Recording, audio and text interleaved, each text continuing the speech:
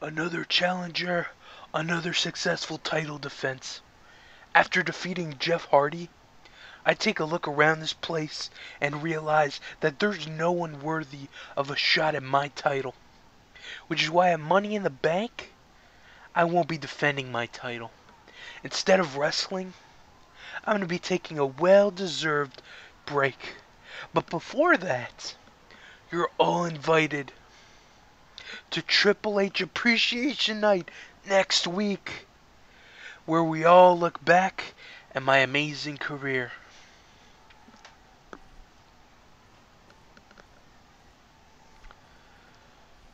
Woo! Next week is gonna be a party. Not only will it be Triple H Appreciation Day, but it will also be the day that we add even more gold to this dynasty. When me and Big Dave defeat that drunk SOB and that big red freak and become the WWE Tag Team Champions.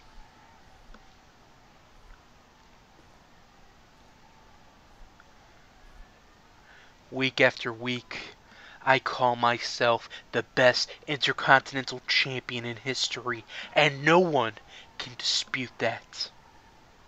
And as the best IC Champion, I feel like I've earned a spot in the Money in the Bank.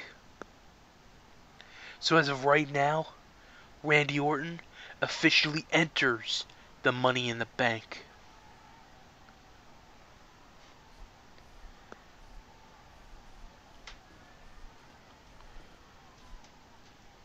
Evolution.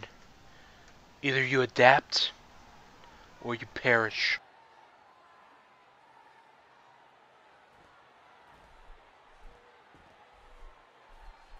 What up, guys? Gangster Prankster back with a brand new episode of the hashtag Best Universe on YouTube. Welcome back. Hope you guys enjoyed Cyber Sunday, and if you missed it, you missed out on a pretty good pay-per-view. I'd even say it was good. Not even just pretty good. It was a good pay-per-view. We had awesome matches. We had 2 big title changes, lots of videos, and it was just a very eventful pay-per-view, and it couldn't have happened without you guys. So I want to thank you guys for putting in your votes, and hopefully it was everything you expected. So now that Cyber Sunday is over, we are now on to our next pay-per-view, which of course we announced this Cyber Sunday is going to be Money in the Bank. Yes, over the next few weeks, we are going to be having Money in the Bank qualifying matches. I guess we can announce 3 big matches for Money in the Bank if they weren't already, you know, pretty, fuck, what's the word I'm looking for? Pretty, known already. There's a word I'm looking for, but I don't know what it is, so whatever. So yeah, if it wasn't already known, we're going to have 3 Money in the Bank matches, 1 for WWE, 1 for ECW, and 1 for TNA. So 3 big matches announced already.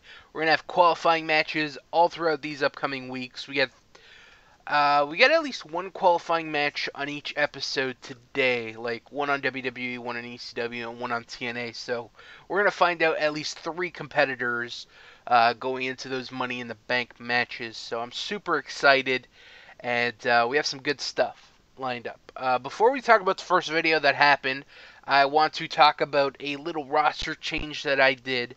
So I was going through the rosters, and I was looking to, you know, cut some people and make room for new talents that I want to bring in. So I ended up getting rid of a couple people. So no longer will they be on the TNA roster. Will be DDP and Jack Evans. Those are 2 guys I felt were pretty expendable, so we ended up getting rid of them, and they will no longer be a part of the roster. 2 things I want to talk about, though. First, DDP. Last time we saw him, he was in the TNA TV title Battle Royale, and he actually placed pretty high in that ranking. He ended up finishing at number 2, losing to Adam Cole, who ended up winning the Battle Royale. And, so yeah, so now it frees up a slot in the TNA TV title ranking system. So, since he was number 2, everyone else is going to get bumped up, and then we'll find a person to fill out the number 10th spot. They'll probably be on the next episode. And yeah, so there's that. And then with Jack Evans, I really wasn't doing anything with him. Like, he was in the X Division, and I really never had plans to, I don't know, use him or whatever. So we ended up cutting him. And yeah, that's not as big of a loss as like DDP. DDP is not really that big of a loss, but he was kind of in something, so he's a big loss in that sense. But he will easily be filled out. So actually, one thing I want to talk about again before we jump into the roster. So even though I cut DDP and Jack Evans from the roster, they're still technically part of the TNA roster. Like, I can bring them back at any point down the line, but for now they're no longer part of the roster. And I ended up thinking, like, what are other people that I've ended up cutting that I might bring back eventually? So I made a list, and I want you guys to help me with it, because I feel like I'm missing some people on this list. So this even goes for WWE 13, people who are on that roster that I could bring back, that were on, you know, WWE, ECW, or TNA that I might have forgotten on the list. So I'll just go through the list real quick, and then maybe you guys can leave it in the comments like, oh yeah, this guy used to be on WWE.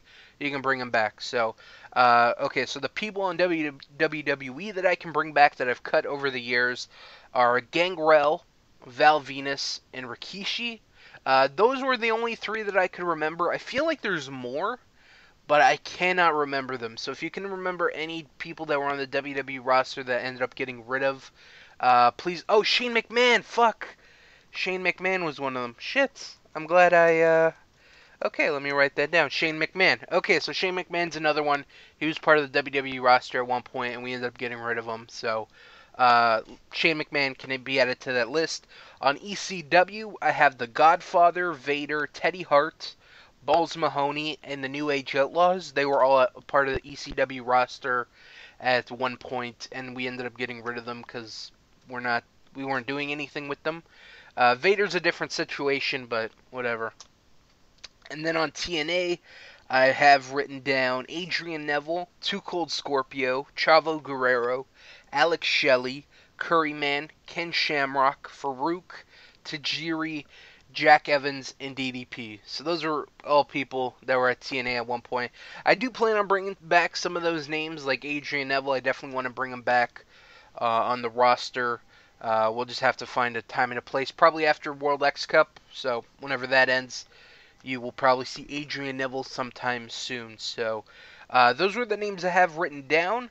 If you can think of any that I missed that were part of the roster, and I'm not talking about like not World X Cup, but like guys that I brought in for what's it called, Gut Check, like Colt Cabana, Magnus, Ultimo Dragon, guys. I want guys that were part of the roster and I've forgotten about. So if you guys can leave it in the comments, and if I forgot anybody, let me know. And yeah, so I just remembered Shane McMahon, so I added him to the list. So I think that's about it for stuff that I wanted to talk about. I think we can finally get into the show. So let's talk about that video that we had to start this show, Evolution, cutting some promos as a group. First we had Triple H announcing Triple H Appreciation Night next week. So in the next episode of Universe, we are going to have Triple H Appreciation Night. It should be interesting, to say the least. Definitely interested to see where that leads to, or what's going to happen. But yes, Triple H Appreciation Night next episode. But that's not the only thing. Next, we had Randy Orton say that since, you know, he is the best IC champion, that he deserves a spot in the Money in the Bank. And we're going to agree with him. I think that he's pled a good case for himself. So, let's announce our first person to be in the WWE Money in the Bank. Intercontinental Champion and member of Evolution, Randy Orton. He will be a part of the WWE Money in the Bank. And yeah, and then the other promo, Ric Flair, announcing that next week, along to join Triple H in his Appreciation Nights, that there's going to be a tag team title match between Evolution and the Hellraisers for the WWE Tag Team titles. Of course, it's Cyber Sunday after the Hellraisers defended their titles successfully against Your Choice of Vitamin C. Vitamin C and the Hellraisers were attacked separately by Batista and Ric Flair. So, should be interesting. Two big things for next week: Triple H Appreciation Night, and Ric Flair and Batista challenge the Hellraisers for the WWE Tag Team titles. So, two big things. Look forward to those. So yeah, that's for next week. Big stuff there. Now we can get on with stuff for this episode. So our first match here, Abyss taking on Wade Barrett. Pretty interesting feud, even though these guys aren't really feuding. The whole storyline, I guess. So of course, Abyss. Well, this actually all started with Paul Heyman and Brock Lesnar. Of course, Brock Lesnar ditched John Laurinaitis, sided back with Paul Heyman. Paul Heyman taking him back to his roots as a monster. And when Brock Lesnar ended up making his return that one time, he brutally attacked Abyss. And of course, Abyss, he was out for a while, and then he wanted to get his revenge. And then Barrett was like, Heyman, I want to be a part of your group. Whatever you did to Lesnar, do that to me. And Paul's like, sure, I can do that for you. But you got to do me a favor. You got to take out the monster Abyss. You see, my client, Brock Lesnar, he wants to be in the Money in the Bank, so he's got to focus on that. So I need you to take care of Abyss. And if you take care of Abyss, then yeah, we'll let you in. We'll let you in our group. So here we are, Wade Barrett and Abyss. If Wade Barrett can defeat Abyss, he will be a part of Paul Heyman's group with himself and Brock Lesnar. And this episode of Raw is coming to you from Boston, Massachusetts. I didn't even know. But now I wonder if that changes every episode on Universe. But here comes Abyss, the monster Abyss, looking for some revenge. He wants to get his hands on Brock Lesnar, but he's gonna have to go through Wade Barrett first. And we're gonna see if he can go through Abyss or Wade Barrett first before he can get his hands on Brock Lesnar. But should be a good match. I'm definitely looking forward to it. I'm liking the storyline too. The whole Brock Lesnar thing and the Heyman and Wade Barrett and Abyss and other stuff. And Kane's entrance. I guess it can fit for Abyss. Whatever. Pyro's going apeshit. That's cool. So, that's all good. It's all good. Here comes I'm not calling him Bad News Barrett. He's going to be Wade Barrett. Here he comes. The Barrett Barrage. Wade Barrett. Former Intercontinental Champion Wade Barrett.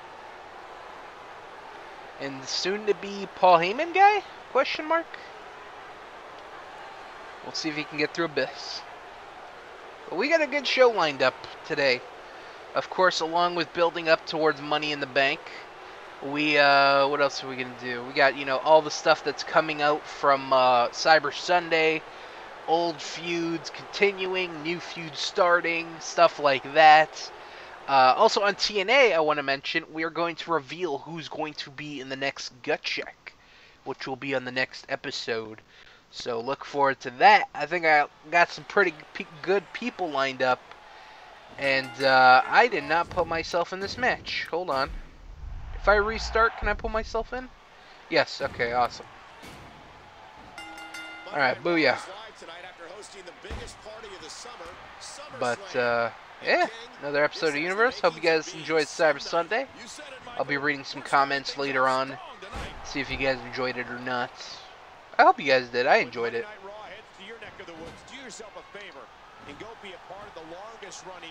But, yeah. Is there anything I want to talk about? Not really. I don't know. I think I'm getting sick. My throat is sore as shit. That's about it, honestly. It's almost Christmas time. Fucking crazy. This year flew by, dude. It fucking is crazy. It just... Phew, just gone. Poof. Gone. Disappeared. It's crazy. It's crazy that time flies by. Shit.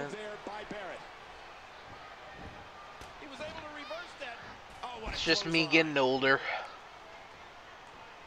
Getting beaten up by Abyss. You're tuned into Monday Night Raw, live and in high definition. You got him, Wade. Wade Barrett with a reversal. He was one step ahead on that one. No, not again. There's some stuff I'm excited for on this show. The stuff on this show and the next episode, there's going to be some good stuff, especially on WWE. I thought it was going to happen this episode, but I decided to stretch it out and build it up for the next episode. So, next episode on WWE, whew, you are not going to want to miss that. And I promise you're not going to want to miss that. It's going to be fucking sweet. And you got my word. And if you are not happy, well, I don't have a complaint department, so... Well, I guess I do, the comment section. To be like, you lied, you motherfucker. It was not awesome. One question will be, who will capitalize on those moves the best? Gotcha, buddy. No massive damage done there. Well, I'm trying to do this kick that he does. He does like a kick to the midsection. Let me see. There it is. Got it. He gets out of trouble there. Nobody home for that. Go, Wade. Use your bare knuckle brawling skills to beat up the monster abyss. There we go. Nice boot. This, ladies and gentlemen, is the longest running weekly episodic television show in history. You know, when I wrote this promo leading up to the show and how Heyman was going to be like, oh, you got to take on Abyss, I was going to write, I'm afraid I've got some bad news, Mr. Barrett. You've got to take on Abyss. I didn't end up writing that because I don't want to make mention of bad news, Barrett. I don't like that character at all. I like Wade Barrett. I think he's entertaining. I don't know if he's entertaining. I like him in the ring. But, goddamn, fuck your big splash, goddamn it. These are great competitors, great, tremendous gladiators here in WWE. I think Wade's good. No bad news. And a monster with tremendous power. Another big splash, motherfucker. Goddamn. And he's gonna pin me when he could have easily pinned me after the splash. He wasted no, and Wade Barrett gets the shoulder up. There's going to be a lot of offense in this match. Oh no! Oh! Beautiful move by Wade Barrett. You gotta know Paul Heyman's watching this match pretty closely. I don't know about Brock Lesnar. He's probably training somewhere, beating some people up. Great match here. But if you missed any of the matches from this week, go to WWE.com to catch up on all the action. Ooh, backbreaker. Boy, he was able to reverse and get out of that. Nice. Spinebuster. That'll take its toll. Looks like Wade Barrett might have Abyss after all. What's he gonna do here? And there he goes, crashing to the floor. Too bad we can't do the elbow like he does now. And there's the reversal. I think he's actually injured now. Reversal. I believe so. I'm not sure. I don't think he's appearing. Yeah, I think he is injured. A lot of people injured in WWE right now. Bo Dallas, Bryan Danielson, or Daniel Bryan, Roman Reigns, Zack Ryder. Oh fuck! If I could do that through the table, that'd be awesome. I know Zack Ryder. He just said he had like a torn rotator cuff or something, so he's out of action, even though he's never used. Who else? Those are the people I can think of.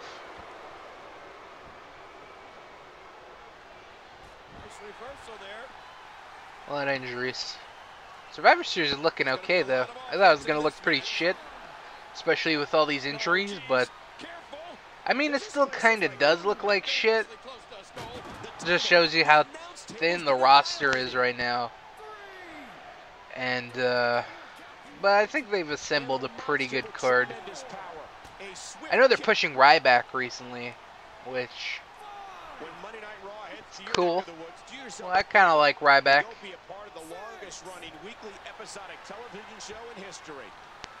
But I don't know if they're going to continue with this big push that they were giving him before. We'll have to wait and see. But I think so. I think that's the whole plan, is to push him back in the WWE title picture. These competitors are so evenly matched, I wouldn't even begin to guess at this point. But now with Ryback doing that, what's Curtis Axel going to do? I feel like he is just going to do nothing.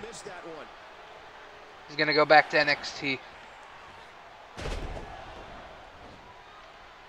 If you're just tuning in, Michael Cole, really, Schoolboy? and he gets to the ropes.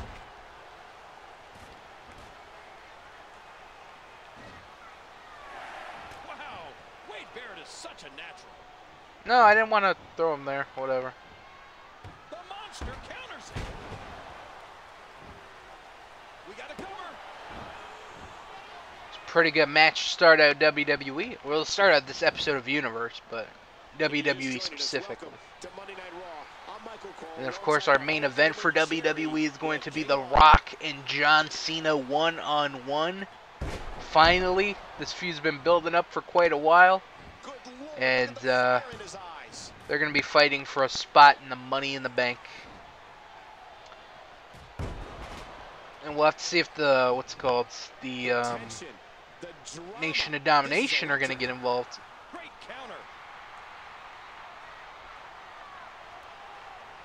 Probably so. Come on, I want to use the signature. Please, it's gone, right? Yeah. Fuck your Schoolboy. I've got a bull hammer. Actually, I think I can do a lifting one, right? Like, yep, we can. There we go. Lifting bull hammer. 2. Wow, it wasn't even a 2 count. Fuck you, Abyss.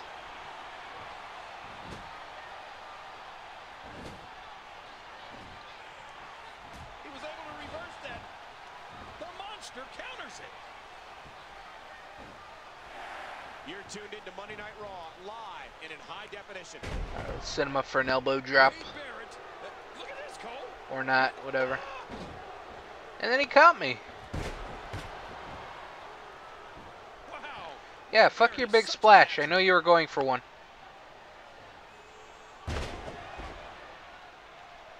He's gonna go for, oh no.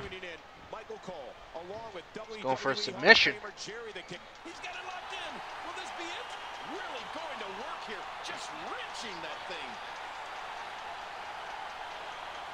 What diabolical things are going through that mind right now? When you get in control like this, you want to throw everything at your opponent. Let's go Wade. Let's go Abyss. Let's go Wade. When Monday Night Raw heads to your neck of the woods. Oh, I thought he can't. That would have looked weird as shit. The longest running weekly episodic television show in history. Look out what's going on here. Ooh, a powerbomb. Damn. Wade Barrett making Abyss his biatch. And a monster with tremendous power. Well, he was able to reverse it, get out of that. He's gonna catch me. Yeah. Well, he didn't catch me, but he might as well have.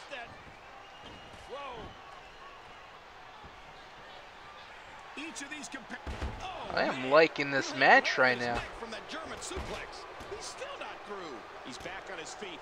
But you can see Oh my, every time I go for this move, it's a Schoolboy. Oh, big right hand. Oh, big elbow. Missed him. Did you hear how his leg connected? The monster counters it. Watch it. Oh, he's going for a powerbomb now. Damn, Kevin Nash style. He's going for the pin. This could be it. Alright, I think this is time where we are going to be queuing up a video that's going to take place mid-match. So, let's cue that bad boy up and see what's going to happen. Actually, I kind of want to set it up a little bit. Hold on. At least get in the ring, Abyss. Okay, now we are going to queue up the video, and we will we'll talk about it in just a second.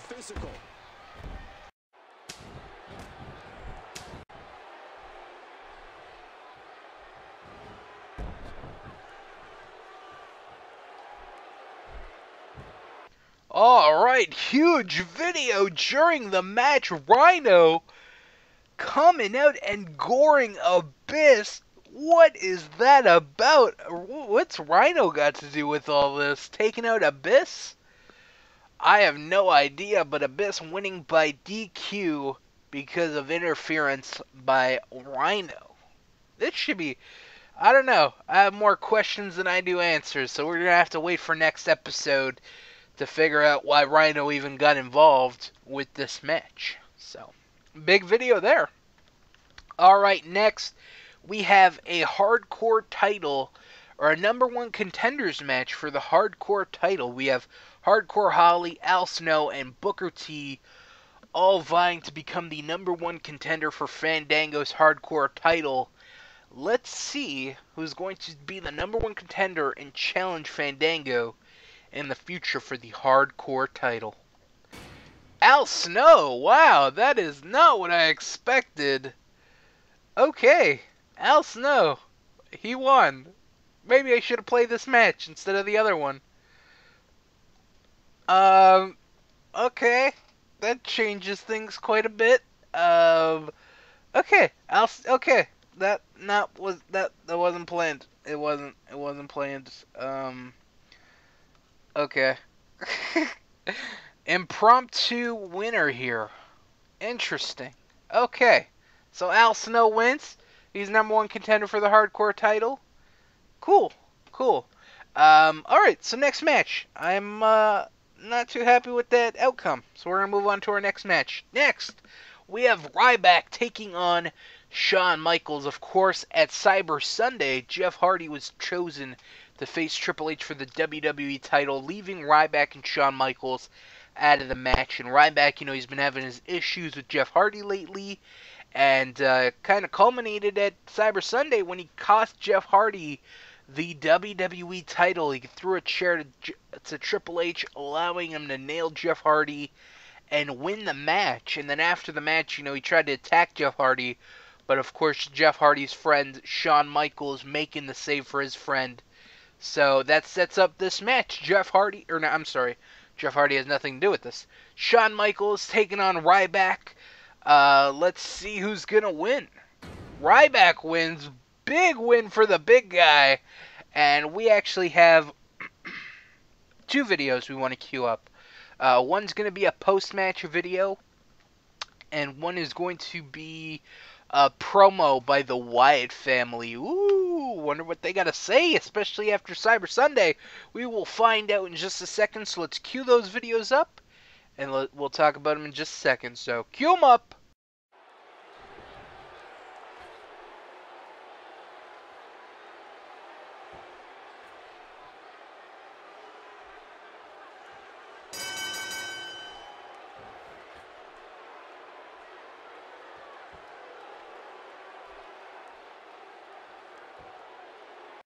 Folks, at Cyber Sunday, I finished The Undertaker. I killed the dead man. We went to war. It was a bloody battle, but I, Bray Wyatt, the Eater of Worlds, did what I said I was going to do. I destroyed The Undertaker, then threw his carcass in a casket. Your hero, The Undertaker, can't save you anymore. And Undertaker, even though you're gone, I'm not done with you. You'll see what I mean soon enough. Big videos there, folks. First, we have Ryback going to attack Shawn Michaels, but Jeff Hardy making the save for his friend Shawn Michaels, just like Shawn made for his friend Jeff. And, yeah, Ryback, enemy #1. He's got 2 enemies here, Shawn Michaels and Jeff Hardy. We'll see what this is going to lead to on the next episode. But Jeff Hardy can't be too happy with Ryback. First trying to attack his friend. Well, first costing him the WWE title, and second, hurting his friends. So Jeff Hardy cannot be too happy. We'll see more about that next episode. Next, a promo that sets up something interesting. Bray Wyatt cutting a promo on The Undertaker. Of course, at Cyber Sunday, they had an awesome Hell in a Cell match, which was voted by you guys. And, awesome match. Bray Wyatt ended up defeating The Undertaker in his own match. And, wow, what a cryptic promo by Bray Wyatt. He's done with The Undertaker, but he's not done with him. What does that mean? What does that mean? I don't think we'll be seeing Undertaker anytime soon, especially after Bray Wyatt threw him in a casket and closed it, pretty much signifying the end of The Undertaker. So I don't know what Bray Wyatt has planned, but you are not going to want to miss the next episode. I will say that. You are not going to want to miss it. No way. You got to watch it. WWE is going to be crazy. Fucking awesome. Okay, so enough hype about that, but I'm pretty excited. Alright, next, we have the Rhodes Scholars taking on Vitamin C. Sadly, Vitamin C, well, not sadly, they were chosen by you guys to face the Hellraisers. Sadly, the sadly part, they were not able to defeat the Hellraisers. Of course, Hellraisers been teaming for a lot longer, got a lot more experience as a tag team. Vitamin C, they just started teaming together about a month ago, so they got some stuff to work out on. And, yeah, looking to get some revenge on Evolution. They're definitely going to be watching that match next week, Evolution and the Hellraisers, because they want another shot at those WWE Tag Team titles. But until then, they're going to have to take on the Rhodes Scholars, so let's see if they can kind of bounce back from Cyber Sunday and pick up a victory here. So let's see who wins. Vitamin C, big win for them, defeating the Rhodes Scholars and kind of putting them back in some title contention. Maybe if they can pick up some more wins, they can do just that. So, big win there. Alright, next, the match of all matches, our main event for WWE, John Cena taking on The Rock. We all know the issues between these two guys. They don't like each other. Especially the whole Nation and Domination thing. The Rock accusing Cena of being racist. It is very interesting. And now they finally get to go one-on-one. And of course, this is going to be a Money in the Bank qualifying match. So we're going to see who's going to be joining Randy Orton in the WWE Money in the Bank match. Is it going to be John Cena? Or is it going to be The Rock, who won WWE in last year's Money in the Bank, actually ended up winning the whole Money in the Bank match, and he ended up cashing it on Randy Orton and that whole thing. But yeah, Rock ended up winning that match. He ended up winning the Money in the Bank. So let's see if he can secure himself a spot back in that match. And yeah, so John Cena versus The Rock, one-on-one. Let's fucking go. Our main event for WWE. Alright, so during this match, I'm going to be reading your comments, your questions, and concerns. I need to pull them up because I forgot I was going to do that. So, give me one momento, por favor. Enjoy John Cena's entrance.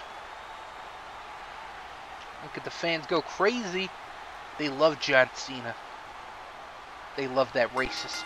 The following contest is scheduled for one fall. Making his way to the ring. Okay. From West Newbury, Massachusetts, weighing 240 So I am pulling up the comments right now as this goes on. Superstar, so beloved, and these fans are completely behind him. Before I do, I'm going to take a quick swig of my drink.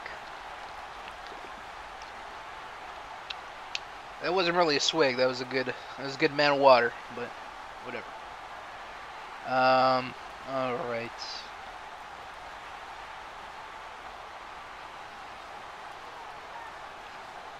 Okay. First comments.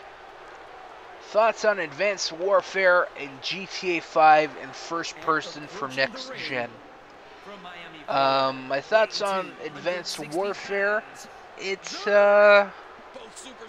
looks interesting. I'd say I'm more interested in this Call of Duty than I've been in others in the past couple years. The Call of Duty series has really died for me, which is kind of sad because I used to be a hardcore fan of their games, and I used to think they put out pretty good games. But they've kind of fallen to the wayside, especially with Ghosts, which was a giant pile of shit. Last one I really played hardcore was Black Ops 2. And even then, I didn't play it a lot. I enjoyed it a little bit, just because it was kind of Call of Duty, and I like that kind of first-person shooter. Now I've gravitated more towards Counter-Strike, but I'd still like to play Call of Duty once in a while. But Advanced Warfare, it might be the one to bring me back. I'd probably, if anything, I'd probably buy it on PS4, not PC, because PC, if it's anything like Ghost, then fuck that. And I don't want to play it on a PS3. I don't even know if it came out on PS3. I wouldn't be surprised, but I'd want to play it on a next-gen console. So it looks interesting. I've seen a little bit of game. I've seen a lot of gameplay actually, and I don't know. The exosuits are kind of weird. Just the whole movement and leaping from building to building. That's something to get used to, you know. I don't know about that, but it looks like fun, and I'm actually interested in trying it out. So we will have to wait and see. And GTA in first person, that is very weird, honestly. After playing, you know, I don't know. I don't think I've ever played a. Well, actually, I have. I was gonna say I've never played an open world game in first person, but I played Skyrim. And Skyrim's a giant piece of shit, at least to me. I did not enjoy playing it. I thought it was crappy and unenjoyable. But GTA, I think it's going to add a different experience to it. I mean, I've already beaten it in third person. I'm kind of interested to play it in first person. Not so much. Like, it's not like a... Like, I don't even know if I'd buy it on the next-gen consoles. Just for first-person mode and maybe some other stuff. I don't know, but it's weird. I don't know if it's cool. The option's cool. I don't know if I'd use it though. So, yeah. Awesome arena for this show. Great job, Gangster. Hashtag Best Universe on YouTube. Thank you. I did not make it. I only found it, so I cannot take credit for it. I can just take credit for finding it, and it's being pretty cool. I liked it. So, I didn't like the stuff in the ring, but I kind of got over that pretty quickly. But overall, I thought it was pretty good. And I'm glad you enjoyed it too. Good to see you back. Can we please see your roster and tag team hashtag Gangster for Life? Sure. If I remember, I'll do it before ECW. So I'll do that. What do you think about my WrestleMania card? Holy shit. I'm not reading this. I am not fucking reading this. This is like a story you fucking wrote me. Like, legit a story. So you obviously took the time to write that comment. I appreciate it. I am not going to read it here because it's way too fucking long. I will read it like when I'm done recording, and I'll read it in my leisure. I will read it and give you my opinion. But a lot of people tell me, hey, what do you think of my story, blah blah blah, and stuff like that. And I say the same thing every time. I don't know your storylines, so if it makes sense to you and it works for you and your universe and all the stuff that's going on, then that's the only part that matters. My opinion doesn't matter too much when it comes to that kind of stuff, because I don't know. You obviously took the time to write everything. I'll read it, because you did take the time to write it all. But, hey, if it's your universe, your show, I can't really comment or criticize or recommend stuff because I don't know what's going on in your stuff. So, yeah. Thoughts on the WWE 2K14 soundtrack? Good question. I think I've... Did I look at it? I don't know if I looked at the whole thing. I saw like 3 songs. I saw Wiz Khalifa and Cena.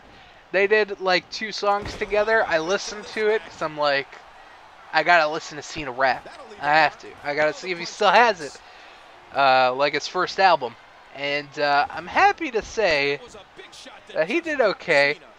There's two songs. One of them I hated, one of them I really liked. I don't know which one's which. Hold on, let me pull it up real quick. Let me actually pull up the whole track list. Fuck it. Okay, give me the track list. This is about skill and power. Is this the track list? Okay, it is. Okay, so Wiz Khalifa, Cena, they did All Day and Breaks. I think I like Breaks. All Day was kind of blah to me. I liked Breaks. I thought that was a solid song. As far as the rest of this track list go, We Dem Boys, I think that's a very weird song. I think that'd be good for like an NBA game, but for a wrestling game, it's kind of weird. Wild Ones, yeah, could be pretty good. Half of these other songs, I have no idea who the people are, or the songs. Ooh, Avenged Sevenfolds. Really? Florida Georgia line? This is how we roll? That's on the fucking... Whatever. Whatever. That's... Excuse me. That's interesting.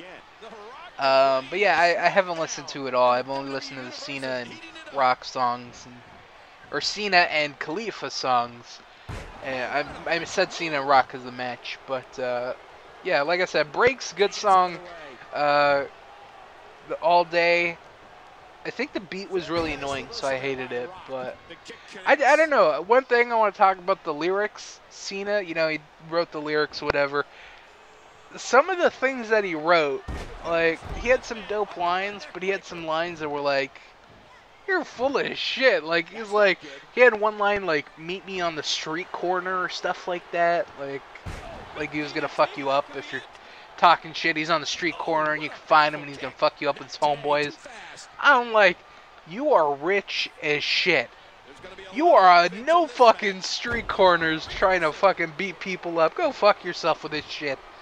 So I was that line specifically, I'm like, no, that's not cool, Cena. You rap about being rich as shit. These rappers, they rap about having all these cars, bitches, blah, blah, blah.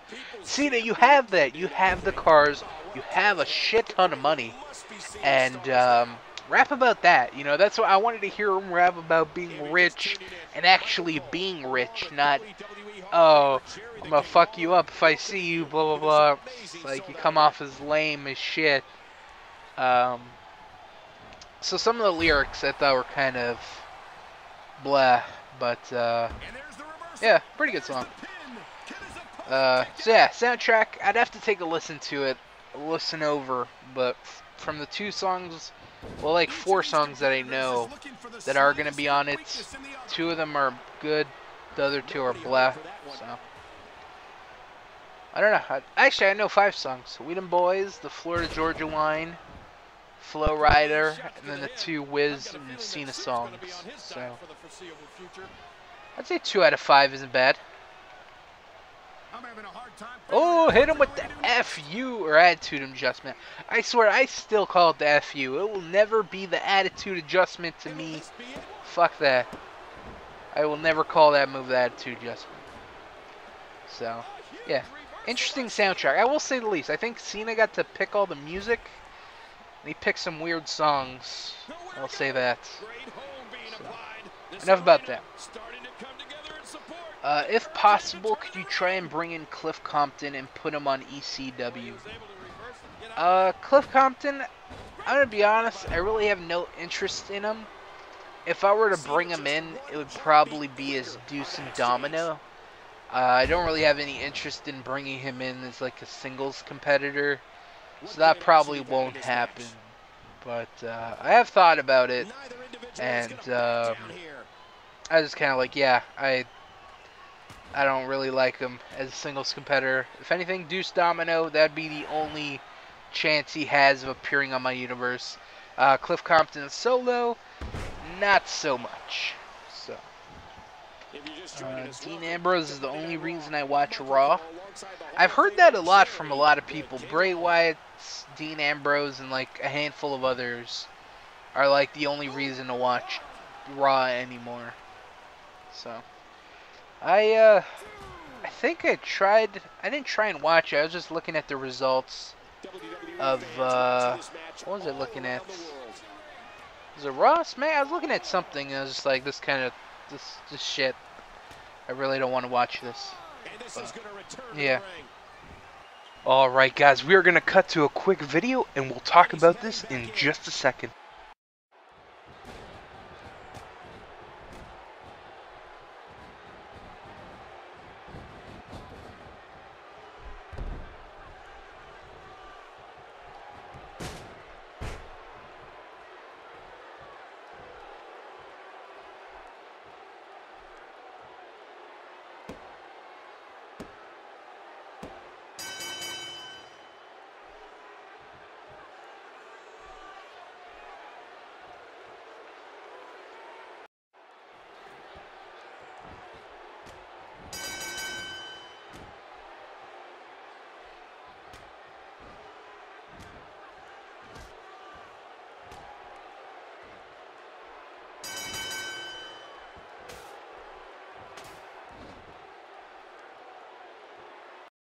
Today, I stand in front of you people, the new ECW World Champion.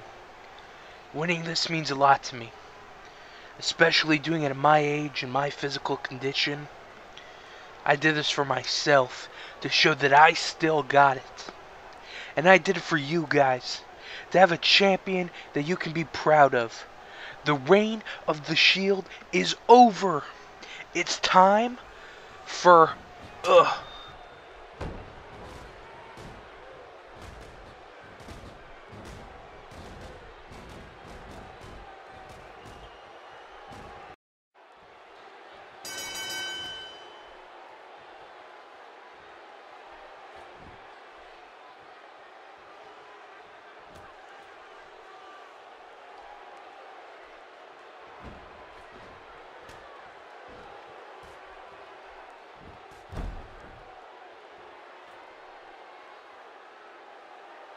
Shield, you're obviously looking for a fight tonight, so let's go.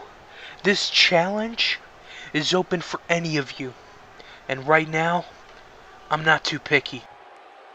Alright guys, huge videos there, ending out WWE and to start ECW. So let's start out with the end of WWE. Of course, during that match, Biggie Langston coming out and helping The Rock, throwing him a chair, allowing him to defeat John Cena and earn himself a spot in the Money in the Bank. So joining Randy Orton in WWE Money in the Bank will be The Rock. So 2 spots have already been filled up. We got 4 more to go. Who else is going to fill those spots? We'll have to wait till the upcoming weeks to find out who will be in those positions. But I guarantee you'll see Brock Lesnar in a qualifying match. And I don't know who else. I think Edge. I think we'll put Edge in one. And I don't know. We'll just have to wait and see as time goes on. But those, yeah, you'll definitely see Lesnar in a qualifying match. And yeah, so. And then to end out WWE, of course, the Nation of Domination with a beatdown on John Cena. Victory was just not good enough. They had to give him the beatdown as well. So that is it for WWE. Hope you guys enjoyed. Like I said, you definitely want to stay tuned for WWE on the next episode. It's going to be fucking bananas. And it's going to take WWE to the next level. So it's definitely something you're not going to want to miss. And of course, a big match already announced for the next episode, at least on WWE's side of things, will be the Hellraisers defending their WWE Tag Team titles against Evolution members Batista and Ric Flair. So that should be a good one. And a Triple H Appreciation Night. Can't forget about that bad boy. And yeah, so a lot of good stuff planned. And look forward to that. And of course, now we are on to ECW. And ECW starting with a bang bang. That's a pretty good joke right there. But anyways, starting out the show, we had Mick Foley coming out, cutting a promo. Of course, he won the ECW title at Cyber Sunday. Wasn't supposed to, but it happened, and we're going to roll with it. And, he talked about Seth Rollins and the Shield and how much winning the ECW World title meant to him.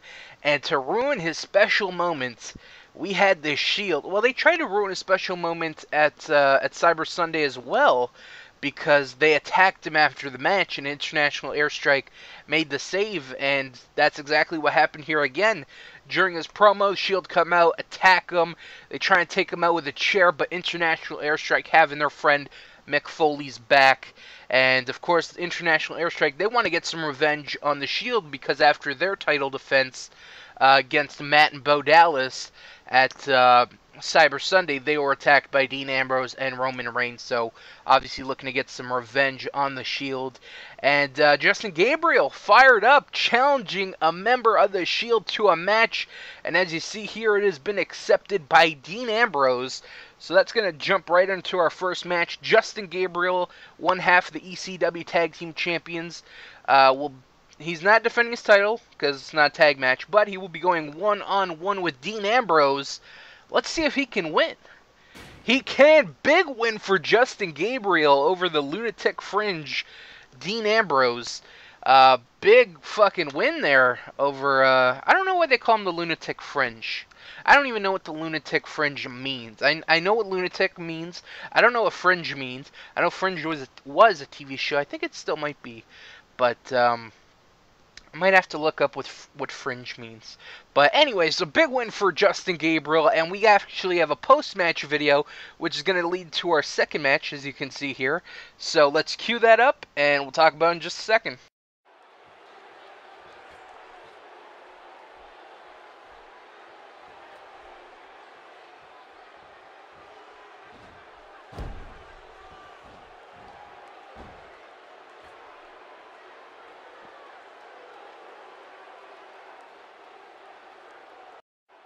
Hey Roman, you look like you're ready for some action.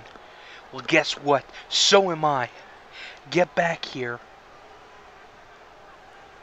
so I can beat you like Justin did Ambrose and Mick did Rollins. Alright, big video there. Of course, after the match, Dean Ambrose not too happy that he lost to Justin Gabriel. Has his friend Roman Reigns come out, and they try and beat down Justin Gabriel, but of course Tyson Kidd making the save for his friend, and then challenging Roman Reigns to a match.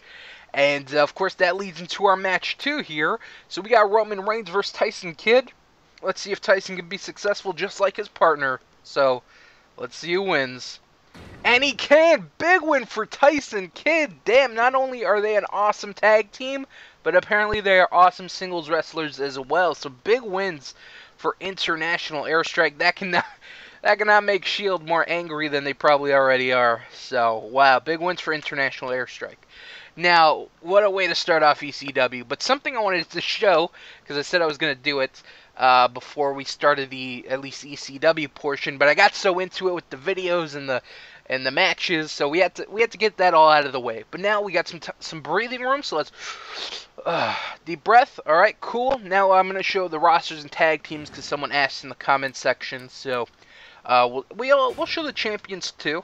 So I guess for WWE champion Triple H, IC champion Orton, tag team champions the Hellraisers, and of course don't forget the hardcore champion Fandango. And, of course, the number one contender to that, as we saw earlier, will be Al Snow, so whatever. Alright, of course, we already saw 2 of these champions. We have World Champion Mick Foley. We have ECW Television Champion RVD, who we'll see later on in the episode. And we have, of course, International Airstrike as the ECW Tag Team Champions. And last but not least, we have TNA Champions. Daniel Bryan, your brand new TNA World Champion. Of course, he defeated Bret Hart at Cyber Sunday in a great match. I really enjoyed that one.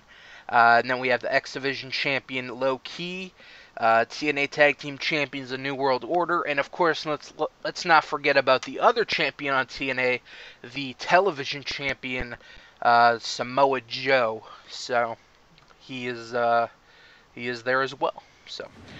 We got that out of the way, so let's show the teams and rosters first. I'll show the teams first because there's less of them. You'll get the Shield, regular people, Evolution, all these people. I'm just going to quickly go through them because not much has changed here. Most of the teams are the same. We really haven't had any teams breaking up lately. So, I think the only one that really got a new member recently was Scum, of course, with Raven, and it's really about it. So, not missing much here, but I'll show it anyways. Nation Domination, Blue World Order, Vitamin C, Superheroes, and I think Scum is the last one. No, Matt and Bo. And then we got no more. But at the very bottom, I have the World X Cup teams, International, UK, USA, who of course were successful at Cyber Sunday and earned themselves 40 smackers, putting them in the lead. We'll talk more about World X Cup on the TNA section, because we got some World X Cup matches to go through, especially with World X Cup ending pretty soon. I think I said before that the World X Cup was going to end next time we had Gut Check. I think I'm going to bump that up a little bit. Gut Check will probably, or not Gut Check, I'm sorry, World X Cup will probably end on this episode before Money in the Bank. So that's when we're probably going to have the final match for the big points and see who's going to be the winning team in the newest part of the roster on TNA. So, and then let's show off the roster real quick. Is it this one? I'll just show how many people are on each roster. We got 43 on WWE, 68 on TNA, but that's only because of the World X Cup guys. Without minus 24, don't know, do the math. And then on ECW, we got a solid 45. So about 40 people on each brand, which is a good number of people. And of course, we got here our rosters for WWE. So I'm going to kind of go through this real quick. If you're interested in like reading all the names individually, feel free to pause the video. But I'm going to kind of just go from like bottom to top. So we got Abyss. And then, of course, last one here is Fandango. So we'll skip. We'll leave Fandango at the top. Of course, more of the WWE roster. And that's it for WWE, I believe. That's their whole roster. And now we're on to TNA. So of course the World X Cup, I put them a part of the TNA roster because it just makes my life easier when making the matches and stuff like that. So there's that. So, of course, got rid of DDP and Jack Evans. They're no longer on here. And, that's about it. TNA's got a pretty solid roster. I like it a lot. A lot of people on this roster I really like.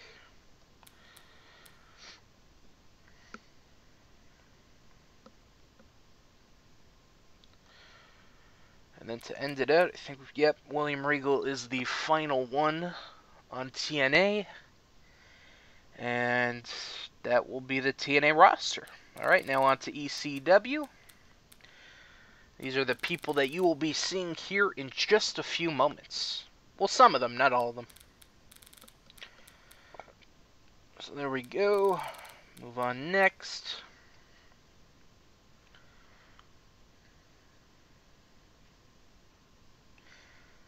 And to end it out, Zack Ryder is the final name.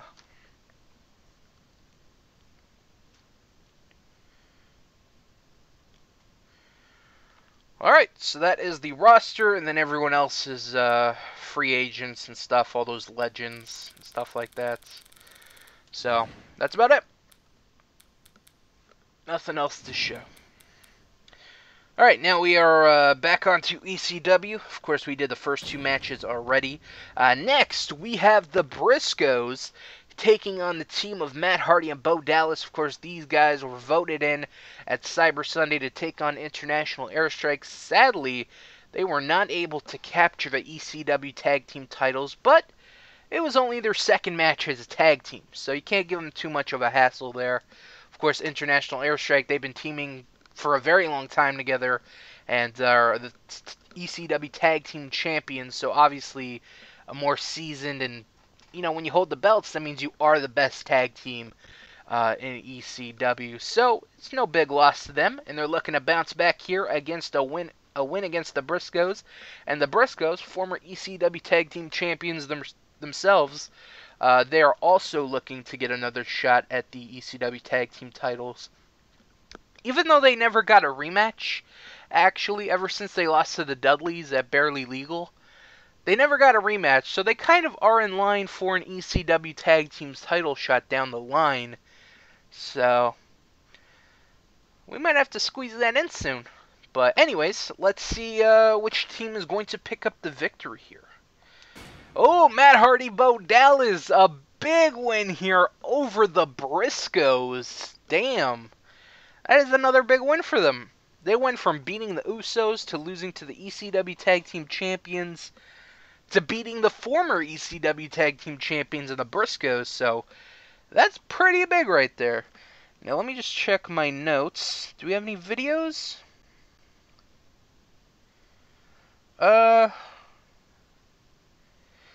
We do have a video, but I'm seeing if I can move it around somewhere. No, I can't. Okay, so we're gonna end up cutting here. We're gonna queue up a video real quick, and we'll talk about it in just a second. So let's queue it up, and we'll be right back. Swagger, you've made it loud and clear that you want another shot at the ECW TV title. And let's not forget about my friend Sabu. You've gotten involved in this trying to defend me, and you ended up winning the TV title. So how about next week, I put this title on the line in another three-way. But just like the last time we faced, I'll be walking out as the ECW TV champion. Alright, big video there. RVD, the current ECW television champion, setting down the law. Of course, over the past couple months, him, Jack Swagger, Sabu, they've all had their issues with each other. They've all been vying. They all actually won the ECW TV title at one point. And, you know, Sabu, Swagger, they want to win that title back. And, kind of RVD saying, hey, you know, let's have another match. You know, I'm getting sick of this. You guys want the title. I'll fight for it. So let's have another match. So we can announce a huge match for next episode, which will be another three-way between Swagger, RVD, and Sabu. Now, I haven't decided what match it's going to be. The last time these guys had a match, it was a TLC match, and that was a pretty awesome match, too. I think that's where... Is that where RVD won? Yeah, I think that's where RVD won and got his title back. So these guys are going to have another three-way on the next episode. I don't know what kind of match it is yet. I'm thinking maybe elimination, maybe a steel cage. I haven't really nailed down an actual stipulation. I think it will have a stipulation of some sorts. So look forward to that, but there'll definitely be a three-way on the next episode. So look forward to that. Alright, next we have the Dudley Boys taking on the Triple Threats in a 2-on-3 handicap match. These guys have been going back and forth for the past couple weeks. This all started when the Dudley Boys beat Kings of Wrestling. They were not too happy about that. Kings of Wrestling, they retaliated, ended up attacking the Dudleys. And then the next week, I think it was supposed to be Bubba and Aries in a one-on-one. Devon got taken out, and then Bubba got attacked after the match, and just a lot of back and forth stuff. And the Kings of Wrestling and Austin Aries are always having the man advantage. Of course, they have the man advantage here when it's a 2-on-3 handicap match. But, you know, Dudley's one of the best tag teams in the world. Let's see if they can pull out an upset victory over the Kings of Wrestling and Austin Aries. So, let's see who wins. Austin Aries and the Kings of Wrestling win. Kind of not a surprise because they do have the man advantage. And, yeah, they used it to their advantage. They ended up winning. Not a real big loss for the Dudleys. But, yeah, so we actually have we have two post-match videos. We have a post-match. Well, actually, no, we have two videos to show. One's going to be a post-match, and one is going to be a promo by the new Scum. Scum Reborn. Raven, the first time he is going to officially show up with the other Scum members, Jimmy Jacobs and Steve Corino. So this should be a pretty interesting promo. And yeah, so let's queue up those two videos, and we'll talk about them in just a second. So queue them up.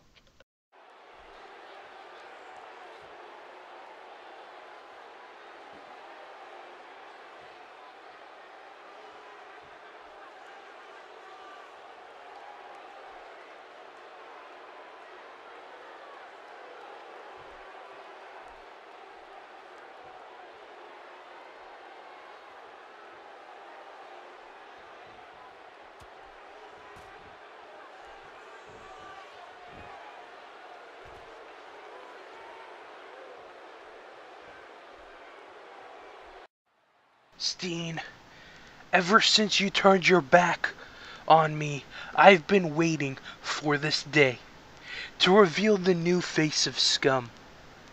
Raven. This man embodies everything Scum stands for. See, before there was Kevin Steen, there was Raven. This man brainwashed someone's child.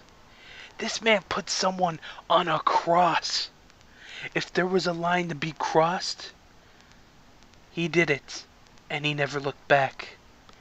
This man will be the one to help us finish you, and any other moron that decides to get in your way.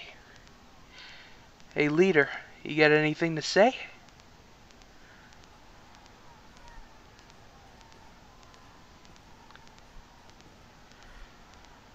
Steen, Generico Goldust, the end is nigh for you guys. Steen, you call yourself wrestling's worst nightmare? I'm your worst nightmare. You'll see soon enough. Huge videos there, folks. First, let's talk about the biggest one that just happened after the match. Austin Aries not too content with his victory, trying to take out Bubba after the match, but Spike Dudley coming out, making the save for his brothers, and kind of evening up the odds. Of course, Kings of Wrestling and Austin Aries always having that man advantage, but now Spike, little runts, brother runts, whatever you want to call him, coming out, helping out his brothers, and evening up the odds. Big debut, Spike Dudley. Yes, he will be being a part of the ECW roster going forward. And the Dudley clan is in full effect. I mean, there's a couple other ones, but I'm probably not going to bring those guys in because, honestly, I don't know any of them besides Big Dick Dudley. I think that's the only other guy I know. I'm not too familiar with the other ones. But, yeah, Spike Dudley. Now, I want to make a comment, because I know some people are going to write in the comment section. His hair. Now, his hair bugs me as well. I don't know if it bugs you guys as much as me, but it bugs me a whole hell of a lot. The issue with that is, there's really no good hair for Spike Dudley. If someone can suggest one, I've been through all of them at least 3 times. I've tried them all on, and honestly, this is the best one. I mean, there's things I like about some, but then, like, there's, like, a little minute detail that I don't like. This is, like, the best hair that I could find for him, and even that, I really hate it a lot, but, I'm gonna have to live with it and get used to it until I can, I don't know. Yeah, he's got that hair, so please don't flame me in the comments for the hair. I didn't make it. I tried to change it. But there's really no saving his hair. There's really not. So, I don't know. Maybe I'm making too much of a big deal of it than other people. Other people are like, oh, that brother looks pretty good. To me, I wanted to look somewhat like the real person. Like, you look at that Chris Hero, really good looking. You look at that Austin Aries looks awesome. That Bubba looks pretty solid. That Devon looks pretty solid as well. You look at the fucking Spike Dudley, and it's like, whoa, you know? But whatever. That's enough about Spike Dudley. That's probably the most someone's talked about Spike Dudley in quite a while. So, anyway, Spike Dudley, now part of the ECW roster. So, that's it's pretty big. I'm excited. And, oh, in our other video, I almost forgot to talk about Scum Reborn. Raven cutting a promo on Kevin Steen, Generico, Goldust, and, talking about how he's ECW's biggest nightmare ever, and he's going to look to continue that trend in ECW. And he's kind of right, Raven was always that, always pissed people off, with the whole Sandman feud and his kid, and he's had his issues with Tommy Dreamer and other superstars, and I guess he's looking to make Kevin Steen's life a living hell. I don't know, we'll have to wait and see what he's got in store for him, but nice promo by Raven. Alright, last but not least, for ECW, we have Michael Elgin taking on Roderick Strong. These two guys, they've been going at it for the past couple weeks. They've really not liked each other. This all started when Michael Elgin defeated Roderick Strong just in a one-on-one match. They had just a match on ECW. Roderick not too happy that he lost to Elgin, attacked Elgin after the match, and they've been going at it ever since. Now, they have a match here today, but there's a special little thing on the line. This is going to be a Money in the Bank qualifying match. So, one of these guys is going to be in that Money in the Bank match. Is it going to be Roderick Strong? Is it going to be Michael Elgin? We'll have to wait and see. Speaking of hair, like Spike Dudley, we're talking about his hair and how much I hate it. Michael Elgin, I was thinking about changing his hair, because I'm like, it's a pretty good Michael Elgin, but he's never really had hair like that. He always has the mullet. And I've been thinking of changing his hair. I've been changing a couple people's hair. If you saw earlier in the video, Tyson Kidd, he got a new hairdo too, before he had like a messy little bush of hair. And I ended up giving him a more proper haircut. And I don't know what it is with me and people's hairs right now. I don't know. Maybe I'm a fashionista over here. But yeah, I've been thinking of giving Michael Elgin a mullet look. I found a pretty good hairstyle. I just don't know how people would react if I put it on him. So next time you see Michael Elgin, he might be rocking a sweet mullet. I think I'm going to do it. I think I'm going to. That'd be pretty awesome. But yeah. Elgin, Roderick Strong. I guess this is their second match. Yeah, I don't think they've wrestled against each other since, besides the one. So this is their sixth match. Last time Michael Elgin was victorious. Will he be victorious again? Does he have Roderick Strong's number? Or can Roderick Strong pull some tricks out of his sleeves, even though he's got no sleeves? Maybe he's wrist tape. Maybe he's got some tricks under his wrist tape. I don't know. We'll have to wait and see. Alright, so I don't think I'm going to be playing this match. Hold on. Let me look at my lineup right now. From Toronto, Canada, Michael Elgin. Well, the WWE Universe sure isn't shy about sharing their feelings about this superstar.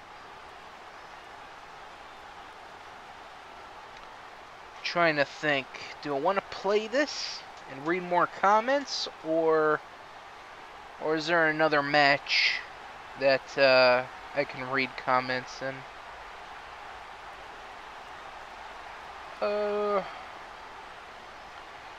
I think I'm gonna end up playing this one.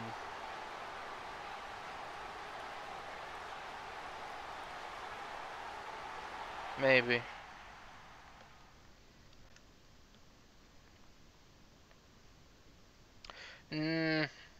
No, I'm not gonna play this one.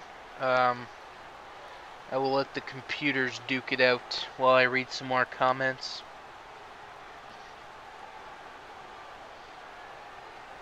Just waiting on Roderick Strong. He likes to be fashionably late, I guess. Is he coming out at all? And here comes Roderick Strong, the Messiah of the Backbreaker. Well, the WWE Universe course, sure isn't shy about sharing their feelings about this superstar. A lot of Roderick Strong fans, I guess. Or maybe they're excited for the match. It's a very weird intro. I don't know if I've seen this intro before, actually. I might have. I don't know.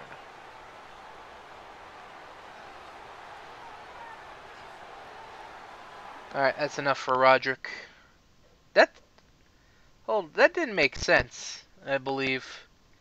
Because he came from the one side of the ring, and he was going to the ropes, but... And that little end video, he was coming from the front. I don't know, whatever. Enjoy the match. I'm going to be reading some more comments. Alright. Where did I leave off? I think this is the last one I read. Okay. Excuse me. Except for Kurt Angle and Chris Benoit, what other matches do you think should have been in the 30 years of WrestleMania mode? I think Undertaker vs. Mark Henry at WrestleMania 22 in a casket match. Triple H vs. John Cena. Batista vs. Triple H. Jericho vs. Christian.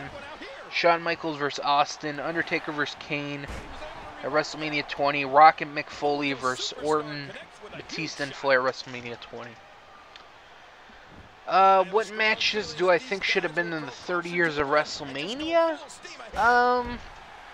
Off the top of my head, I can really think of one. Actually, I can think of two that I really would have liked to have been in the game, but I can see why they weren't. First one being the three-way at WrestleMania 20. Benoit, Shawn Michaels, Triple H. I thought that was just a great moment. You know, Chris Benoit fighting all year for the title. Ended up winning the Royal Rumble. I think he even entered... No, did he enter number 1? I think he was like first 10. And then he ended up winning the whole Rumble. But, you know, for obvious reasons, he wasn't a part of the game and probably will never be. So that's understandable.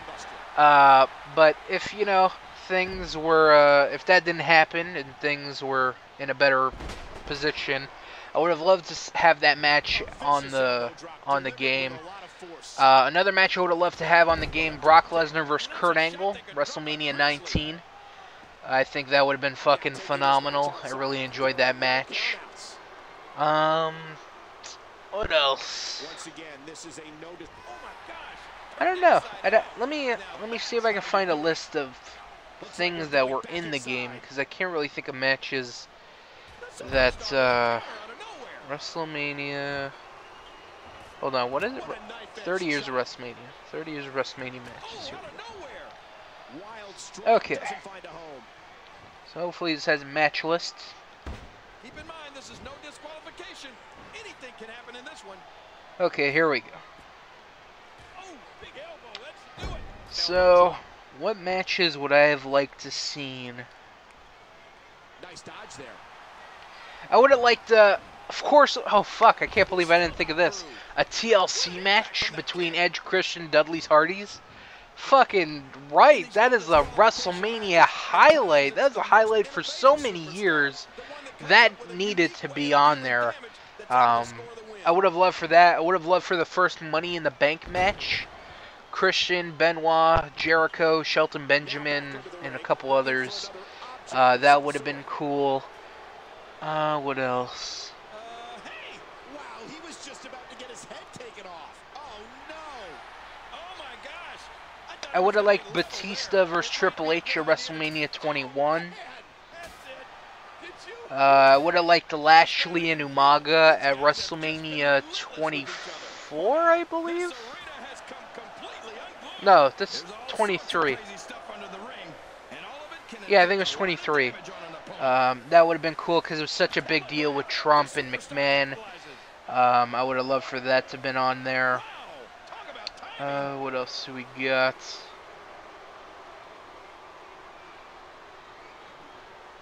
These superstars looking for a victory, looking to build momentum.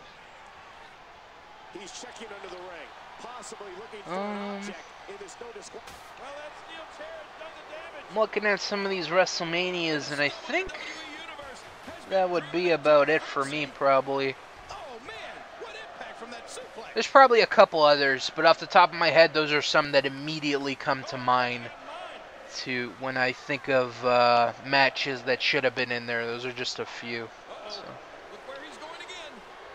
What else? What a fucking show you have just made me get back into wrestling in universe mode, and have made me want to get 2K15 and catch up on all my wrestling. Hashtag Gangster is the best ever. That's a pretty big statement just from one universe episode. I knew it was good. I didn't know it was that good. Shit. Making me seem like I'm fucking God out here. Like, damn, Gangster, you made me see the light. Wrestling. It's, oh my god, it's amazing. That's pretty cool. I'm glad I could do that for you. Yeah. I'm glad you enjoyed it. Have you heard Create a Story is not in 2K15? Is that true? Are you serious about that one? Can I get confirmation? Not that I trust you.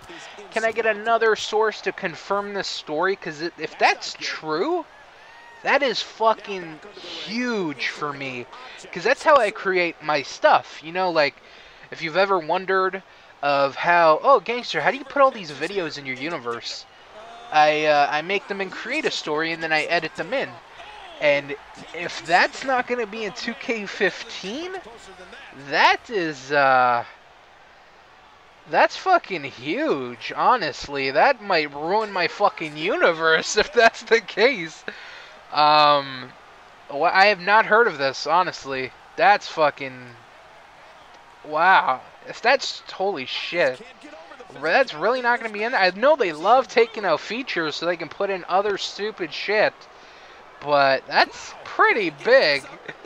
I mean, I was never one to use the Create a Story a whole hell of a lot. But once, you know, I'm like, what can make me take my universe to the next level? Oh, let me actually make my own videos. Because universe fucking sucks dick at doing that. So I started doing that. And, wow, fuck, I'm kind of in shock right now. That's stupid. That's fucking stupid if that's true. I need one more source to back it up. Because, holy shit, that's... Fuck, that is stupid. That is so... There's no other words I can use to describe it. I don't know, like, what are they going to put in place of that? I really haven't been keeping up with the game because... I don't know. My hype level for it is kind of on the down low right now. I mean, the game looks great, but other than that, that's about it. All that it has going for me right now. Like, oh, the game looks beautiful, but I don't really care about anything else, you know? At least that's my perspective on it. And I do, actually, I saw one other thing that I really liked was the match pacing. How the match starts out with, like, you know, headlocks, and you can switch to a headlock takeover, and, you know, grab the arm and do all that kind of stuff. I like that a lot. I like that match pacing. But, that is fucking stupid. That's fucking stupid. I do not like that at all. Bad move, 2K. Bad move. Fuck. You put me in a not good mood right now. Oh, fuck. Alright, I need to move on, because I could probably rant about this the whole time. Ambrose, Rollins, and Mizdow are the only reason I've been watching Raw. Raw is really in a low spot at the moment. Nikki and Lana are another reason I watch, and that's only because they are eye candy. Yeah, Mizdow. I've heard a lot of good stuff about that. And, I have not seen any of it, though. Not even, like, YouTube clips. But, I don't know, I always liked Damien Sandow. I thought he was good. I thought he cut good promos. He had pretty good matches. It seemed like he was going to get a push when he cashed in his Money in the Bank against Cena, and then that never really went anywhere, because they're like, oh yeah, we'll feud Cena and Del Rio, and then completely forget about Sandow. And it's like, what? You know, you can easily turn this guy into a top guy. But, yeah, they didn't end up doing anything, so that kind of sucked dick. I'm glad, and then the whole, like, mimicking people, like Magneto and all that stupid shit. I didn't like it. I really didn't. I think he's a solid mid-card talent, maybe upper mid-card, maybe even have the potential for a top star. But, You know, he's someone I'd love to see in like the IC title division, the US title, all that good stuff. But I don't know. I don't know. I have no idea. But I like Mizdow, or at least Sandow. I don't know too much about Mizdow. Oh god, tell me he's not gonna tap. Okay. Because we actually have a video to end out this match. And I think Strong has a finisher, I believe. Which I don't want him to use. So I might have to end this match a little bit sooner than I want. Fuck. Alright, we'll let it go on for a few more minutes. But if it ends impromptu, like in an impromptu way, like, holy shit, this just cut to black. What happened? Like what we might do right now. Actually, okay. I'm going to read at least 2 more comments. Okay. The hearts on the logo represent the love you have for all your subs. Thank you. I do have some love for my subs. I appreciate that. But it's the love that you guys reciprocate to me. You guys love me, I love you back. You know? Alright guys, we are going to cut to a quick video and we'll talk about this in just a second.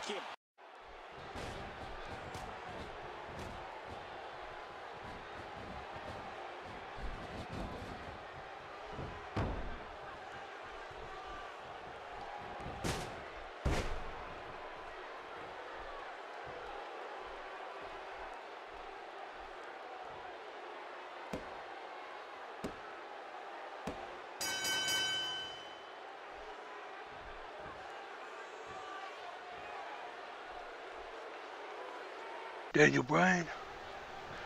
How would I even do a Hogan voice? Daniel Bryan, congrats on your title win, brother. But sadly, it isn't going to last too long because I am still due for a rematch.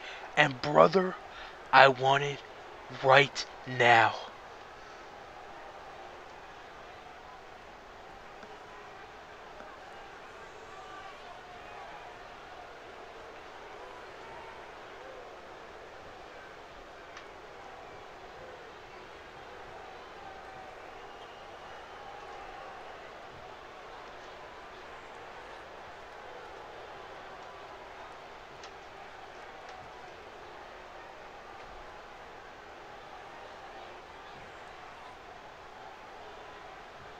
Brother, I know you're angry about losing your title, but get in the back of the line.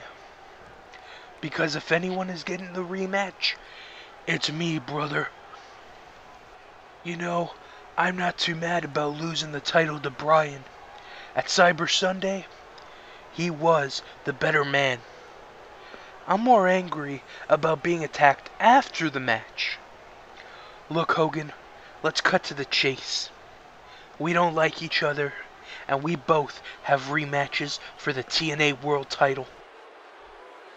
So how about we have a match tonight to see who gets to face Bryan and Money in the Bank?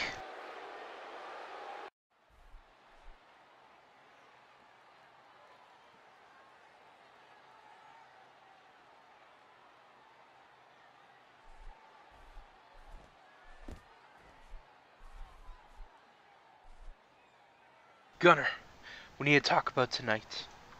I've got a big match tonight against Goldberg. More importantly, it's a qualifying match for the Money in the Bank.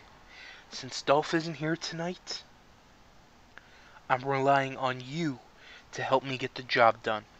So when I give you the signal, you come out.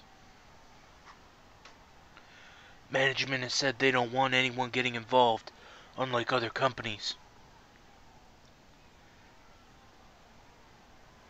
Hey, management doesn't tell you what to do. I do. I'll see you out there. Six-Pac, Christopher Daniels, you two have been battling for the past couple months over the X Division title. As a competitor, I can respect your driving will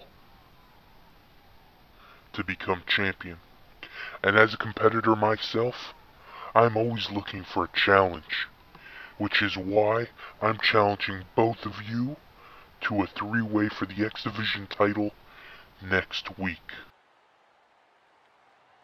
Alright guys, huge videos there. First, let's talk about the one to end out ECW, and probably the most shocking one we just saw.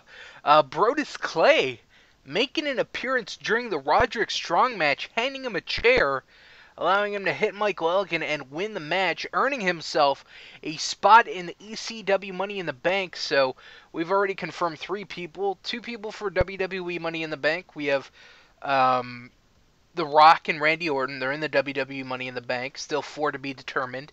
In ECW, we've got Roderick Strong and 5 other people to be determined, and we'll talk about TNA in just a second. But Brodus Clay, wow, shocking to say the least. We haven't seen Brodus in a very long time. We haven't seen him at all in 2K14. Honestly, the last time we saw Brodus Clay was in WWE 13 when he was teaming with the Godfather as the Godfathers of Funk. And since Godfather's he wasn't brought back for 2K14, I ended up getting rid of him. And that's kind of left Brodus Clay not doing anything. And, here he is popping up with Roderick Strong. Are they friends? What's going on there? We'll definitely find out more about this on the next episode, but Roderick, he's got to be super happy. Big victory over Elgin. I mean, it wasn't a big victory, but in the sense that there was something on the line, a spot in the Money in the Bank, that was big. And, Elgin, he's pissed at Roddy. He's pissed at Brodus Clay, what the hell, where'd that come from? So this is going to be pretty interesting. Very interesting indeed. So that's going to be it for ECW. Hope you guys enjoyed that. Now we are on to TNA officially. And a lot of videos to start off TNA. First we had Hulk Hogan come out and say, Brett, he lost the title and he still has a title shot and he wants to cash it in against Daniel Bryan. Then Brett's like, hey, I still have a title shot too. I just lost the title on Sunday. I still got a shot. I still have a title shot I can cash in. And, they go back and forth, and that's going to lead to a match later on between the two, where the winner will face Daniel Bryan for the TNA World title at Money in the Bank. So, another match confirmed for a Money in the Bank. So we have the 3 Money in the Bank matches, 1 for each brand, and now we are going to have Daniel Bryan defend his TNA World title against either Hulk Hogan or Bret Hart. So should be a pretty interesting match. And Money in the Bank already shaping up to be a pretty solid pay-per-view, so I'm pretty excited about that. So that should be fun. So that was the other video. And then we had a backstage video with Bobby Roode. He's got a Money in the Bank qualifying match tonight against Goldberg. And he approached his fellow Rude Brood member Gunner, saying, hey, I need your help tonight. I want my TNA World title back. We're going to win this Money in the Bank again, because of course he won it in WWE 13, cashed it in, and that's how he became the TNA World Champion. I think he cashed it in against Jeff Hardy, I believe. I think so. But anyway, so Bobby Roode, he ended up winning the Money in the Bank last year, trying to do it again, approaching Gunner, saying, hey, Ziggler's not here tonight, but you are, and I need you to have my back tonight. So if I'm in trouble, you come out and, you help me win against Goldberg. And Gunner, he's kind of like, okay, but I don't know, I don't think if I should. TNA officials are like, they don't want any shenanigans like the other shows have had, because if you keep track, the WWE title, or the WWE qualifying match for the Money in the Bank, Big E Langston got involved, helped out The Rock. ECW, Brodus Clay helped out Roderick Strong, and now TNA is like, whoa, we're not going to have this bullshit like the other companies. We're going to make sure this is fair and legit. So Bobby Roode, the law has been laid, and Bobby Roode's like, I don't give a shit, whatever, and Gunner's like, I don't know, we'll have to wait and see. So is Gunner going to help Bobby Roode? We'll have to wait and see. So that should be interesting there. And last video, before we get into some action, Low Key, new X Division champion who won it a couple weeks ago. laying down a challenge for next week against Christopher Daniels and Six Pac. Of course, Six Pac and Daniels, they've had their issues over the past couple months, and low key, he won a #1 contendership for the X Division title, ended up winning the title, and then he kind of got thrown into that whole mess. And he's like, I'm a warrior, that low key voice, and challenging them to a three-way next week. So let's confirm another three-way. Not only are we having a three-way for the TNA or the ECW TV title on ECW, but we are going to have a three-way I'm fucking up all this. A three-way for the TNA X Division title. There's so many things I want to talk about because there's a couple other things that I want to touch on before we get into stuff. So yeah, next week, big match, X Division title match. That's already 3 title matches confirmed for the next episode. We got the WWE Tag Team title match on WWE, TV title match on ECW, and now the X Division title match on ECW. And we're about to announce another title match that's going to happen next week. TNA TV title will be defended. Samoa Joe will be taking on pretty much the winner of this match, Adam Cole versus Sheamus. Of course, Adam Cole, he holds the #1 ranking spot in the TNA TV title ranking system. So if he can win this match, he will get a TNA TV title shot next week. But if Sheamus wins this match, then he will be bumped up to #1, and Adam Cole will take Sheamus's number. So then Sheamus will get the TNA TV title match instead of Adam Cole. So whoever wins this match takes on Samoa Joe for the TNA TV title next week. We'll see about who's going to win that in a second, but I'm sorry, so much talking.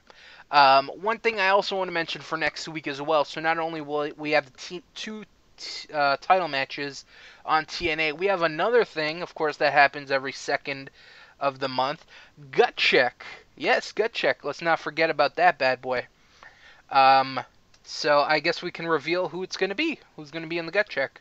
So, Gut Check next week is going to be a first. So, the Gut Check for next week is going to be the very first three-way Gut Check. We are going to have 3 participants vying for a spot on the TNA roster.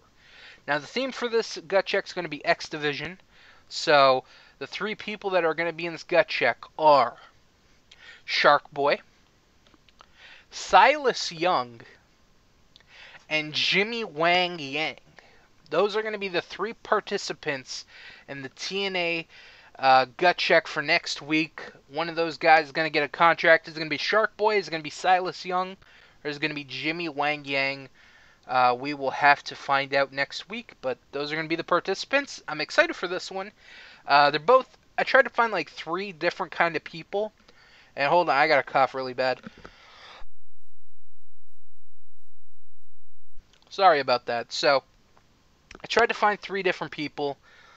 We have, Jimmy Wang Yang, who's more of a gimmick, an Asian cowboy, like, that's kind of weird. Then we got Shark Boy, who's a guy in a mask that thinks he's Stone Cold Steve Austin. And then we got Silas Young, who's really, like, a badass and a tough motherfucker who's like, I'm not going to wear a mask, I'm not going to act like a cowboy, I'm the toughest, or the last real man in pro wrestling, So, all 3 pretty different people, which I think should make for an interesting match next week. So, 3 big matches announced for TNA next week. X Division title match, 3-way, another 3-way, but it's going to be an X Division Gut Check. And then we got TNA TV title match, Samoa Joe versus whoever wins this. And actually, let's find out who finally wins. We talked about it enough, so. Let me just check the videos to make sure I didn't miss anything. Talked about Gut Check, talked about all the videos. I think we're good. Okay, awesome. We can finally get into some stuff. Alright, beautiful. Alright, so our first match here, Sheamus versus Adam Cole. Adam Cole currently #1 on the TV title ranking. I don't know what number Sheamus is. I think he's like 6 or something. But he's pretty low down there. So if Sheamus ends up winning, then Adam Cole will be down on the list. And Sheamus will be #1. So yeah, interesting match. Of course, this all happened on the episode before Cyber Sunday, where Sheamus approached Adam Cole backstage, where he's like, hey, you know, I forgot what he said. He said something along the lines of, like, you don't deserve to be here. You got lucky. And Adam Cole's just like, I've proven myself. I beat CM Punk twice. I did this. I did that. I deserve to be here. And I'm going to beat you and show you that I deserve to be here. So let's see if he can defeat Sheamus and proves that he deserves to be here. And he deserves a TNA TV title shot against Samoa Joe next week. So let's see who wins. Adam Cole wins. Big win for him. Now that confirms another match next, or well, not another match, but that can confirm who's going to face Samoa Joe next week. It's going to be Adam Cole taking on Samoa Joe for the TNA TV title. That's a pretty big match right there. I'm pretty excited for that one. That should be a good one. And Sheamus, he cannot be too happy about losing to Adam Cole. Adam Cole just continuing to prove people wrong. And maybe he could put another notch on that belt when he wins the TNA TV title next week. Ooh, we'll have to wait and see. But, yeah. So, Adam Cole, Samoa Joe, next week. Big match. Alright, next we got World X Cup. So many things happening on ECW. We have 5 different champions. We got Gut Check going on. We got World X Cup going on. We got a bunch of different feuds. It's crazy. It's fucking bananas. But this is World X Cup, so no more mention of Gut Check. World X Cup. So, of course, it's Cyber Sunday. You guys had your choice to face Kevin Nash and Scott Hall. Is it going to be a TNA tag team, or are you guys going to pick a World X Cup team, and whoever wins that gets 40 points? You guys ended up going with the Gut Check team. Of course, that was Team USA, the Young Bucks. They were representing Team USA. Ended up defeating Scott Hall and Kevin Nash, earning Team USA 40 points and putting them in the lead in the World X Cup. We'll actually pull up, let me get my notes regarding the World X Cup rankings so we can go through them real quick. Okay, so the rankings go as follows. Team USA in the lead for 55 points. We have Team Mexico with 30 points. Team Canada with 30 points as well, so they're both tied for second. In third, I guess so they're both tied for second. Third place would be Team International with 20 points. And then tied in last place for fourth place. Tied last place, whatever. Both teams, 5 points. Team USA, or Team UK and Team Japan. I'm sorry about that. Team UK, Team Japan. Both 5 points apiece. And they definitely need to pick up some victories here. So, we've got 2 World X Cup matches here, as I will show you in just a second. So we got a elimination 6-man tag here, and then we got a steel cage match here. So what that means is these teams have an opportunity to earn 10 points. Of course, 5 points for a regular match, 10 points for a stipulation match, or a gimmick match, pretty much. So since this is an elimination tag team match, it will be worth 10 points, and since this is a steel cage match, it'll be worth 10 points as well. So, Team USA, they're not going to be in action this week. They earned enough points. We'll share the love for some other teams so they can earn some points and catch up along the way. So, Team USA not going to be in action. Every other team is going to be. So, let's see who's going to win first 10 points here. Is it going to be Team Japan, who desperately needs them, or is it going to be Team Mexico, who are tied in second place, and if they win this, can put themselves in second place, and Team Canada will be in third place. So, let's see who wins. We have the Mexicools here. I did this so we can see a Mexicool reunion. We got Psychosis, Juventud, and Super Crazy taking on Kai and Tai and Jushin Thunder Liger, so it should be a pretty interesting match. Sadly, we're not going to watch it, because if I were to do this, I'd probably watch it and read more comments, because we really haven't got through a lot of comments. The matches have been relatively short. And the thing about 6-man tags, they can go on for fucking ever. I think we all know this. So, better off, we're not going to watch this match. We're going to watch the 3-way steel cage match, which I think might be more entertaining. We'll have to wait and see. But, yeah, enough rambling and talking. Let's see who wins 10 points for their respective country. Team Japan! Yes! Finally! I'm excited for Team Japan, because I like that team a lot. And to see them have 5 points is very sad. I'm so depressed. I wish they had more, but Finally they do. That means Team UK is now in dead last, which means Team Japan bumped them up to 15 points. I mean, they're still in second last, but they're not as in bad of a spot as they were before, so beautiful win by Japan. Alright, let me just mark this down real quick.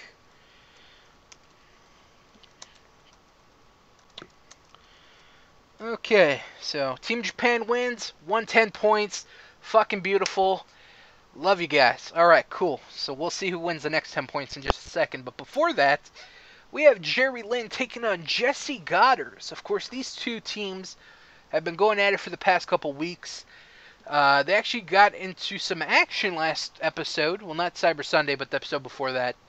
They had a tag team match, and Bromance ended up stealing the victory over who I thought were going to win, Jerry Lynn and AJ Styles. They didn't end up picking the victory up. But Bromance, yeah, AJ and Jerry, they're not too happy with that, so we're going to continue the feud. And we have Jerry Lynn versus Jesse Goddard. Let's see who's going to win. And, of course, their respective teammates are in their corners, so let's see who wins. Jesse got another win for the Bromance. Big win. Big win for Jesse. Damn, do the Bromance have AJ and Jerry Lynn's number? We'll have to find out next week. Shit, big win for them. Alright, next, our second and final gut check match. I'm sorry, fucking goddamn, it's not gut check, it's World X Cup. Final World X Cup match for this episode.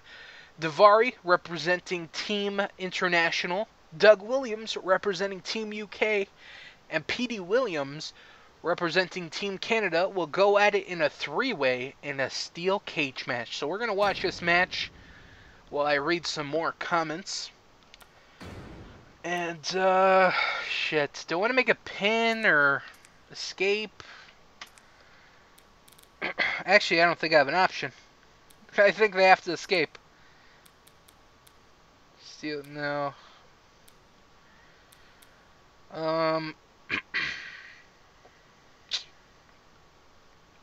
Okay. I don't know if this is going to be a good match to watch. We're not going to end up putting entrances because it'll just make this longer. We'll get right into the action. Because I've been doing a lot of talking, and that cough really fucked up my throat. So I'm going to take a drink break real quick. Oh, fuck. There's like something stuck in my throat. Oh, shit. Alright, so this match is going on. We're going to read some more comments. And I'm actually excited to see who's going to win these 10 points. Because Team UK, they really need them. They're at 5 points. They won a whole 5 points. This has been going on for 11 weeks. Actually, not really 11 weeks. Because pay-per-views are kind of the same weeks. About 10 weeks. And out of all those matches, Team UK has only won 5 points. Oh, well, they only won 1 match.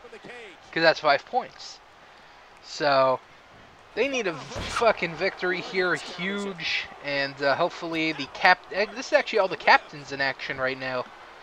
All these guys are the captains for their respective countries, so hopefully putting the head honcho in charge, you can pull out some W's for the team.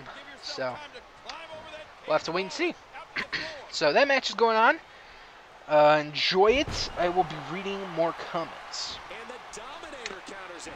Alright, where do we leave off? Alright, here. Can you do a series on the game Total Extreme Wrestling 2013? I've honestly never heard of this, so I'm going to have to Google it really quickly. I don't know if it's on like PS3 or whatever. It sounds like, well, sounds like an old game, but even though it says 2013. Okay. Total Extreme Wrestling 2013 allows players to take on the role of a wrestling promoter, where it is up to you to steer your company to the top of the industry along the way of dealing with superstars, wars, alliances, and other wrestling companies, and the demands of TV corporations. That sounds pretty interesting. Wow, it's $35. Holy shit. I don't know. I'd have to take a look at some stuff. But this is kind of like what I do with Universe. But that would be like a more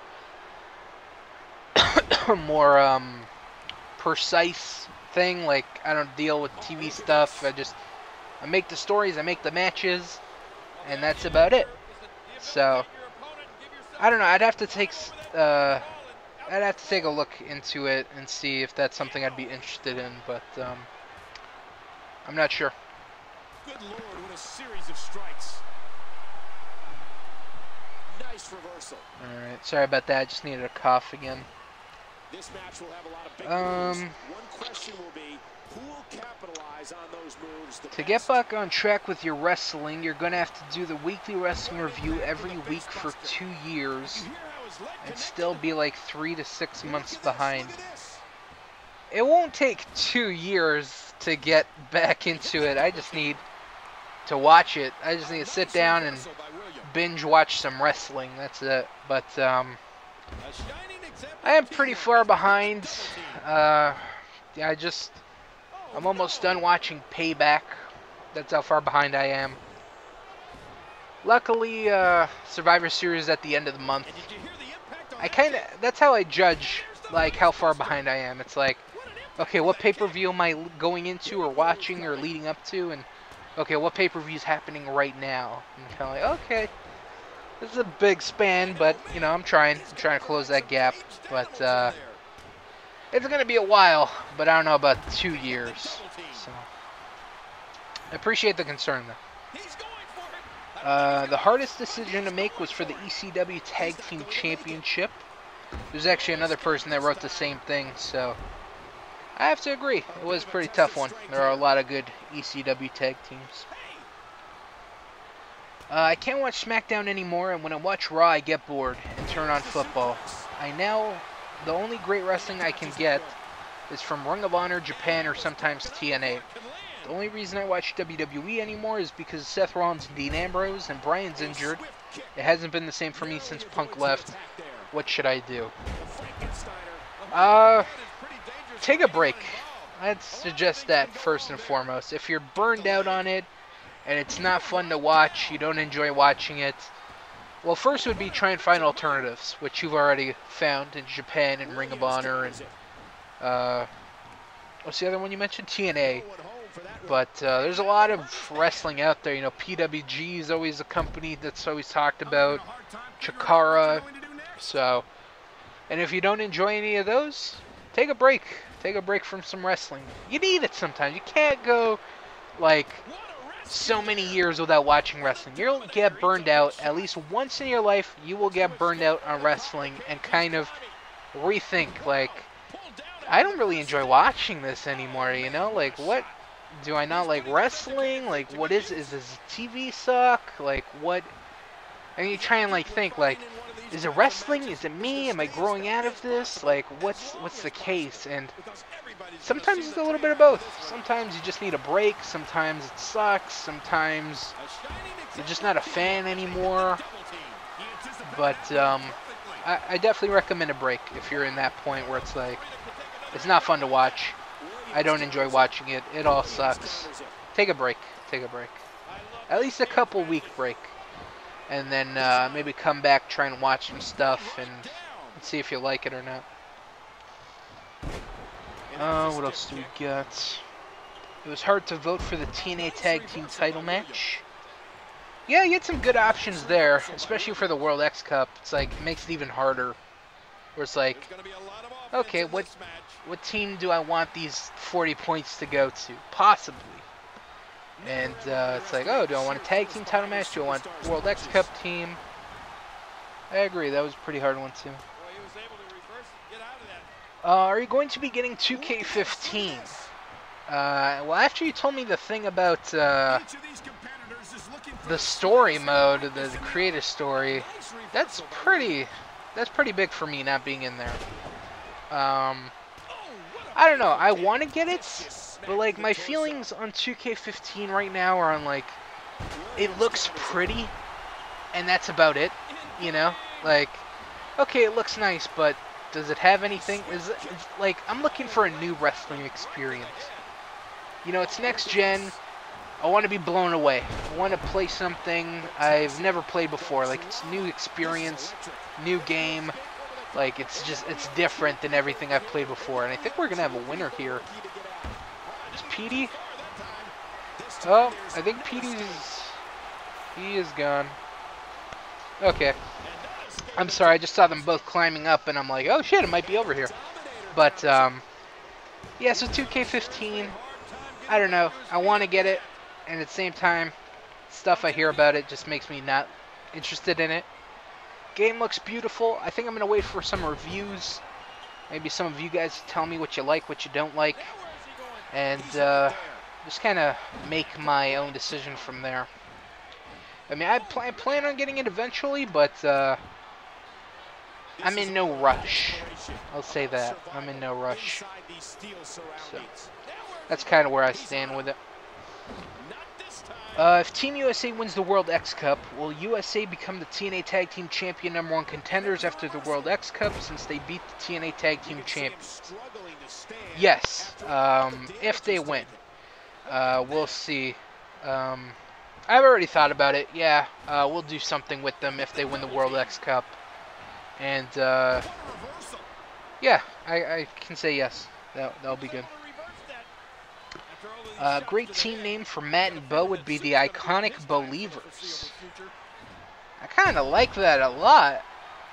Well, we'll have to wait and see if they're still going to be a tag team in the upcoming weeks. I think they should be. You know, they've been winning some big matches. They just had the one bump in the road, but, you know, the more wins they get against other tag teams, they might get another ECW tag team title shot, and then boom. So, maybe I like Iconic Believers.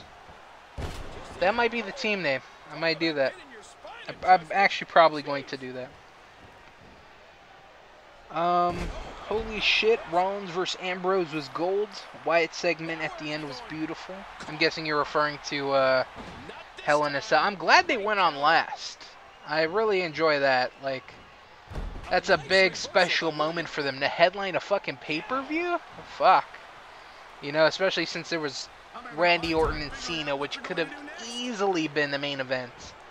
But, yeah, they took a chance. And I'm glad it paid off. I've heard a lot of good things about that match. So, I'm glad it was good. What else do we get?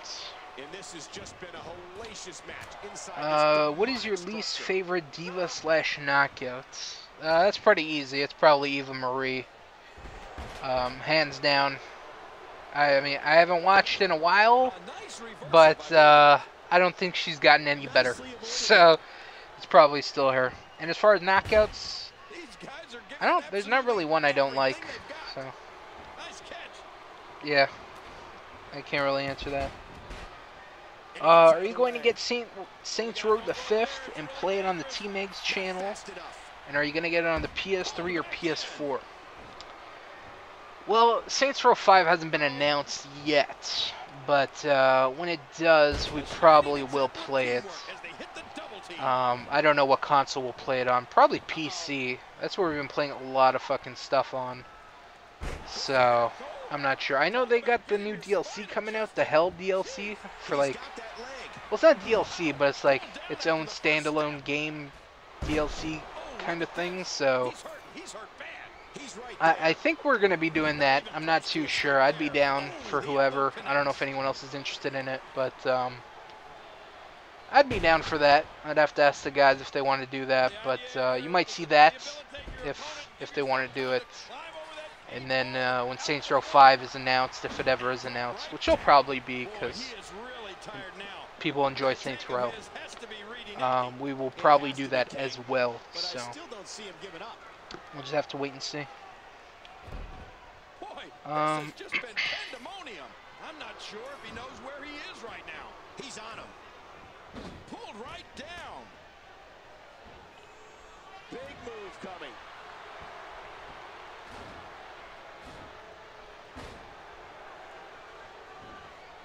What a reversal. Sorry for being so quiet. I'm just reading through the comments to find a question.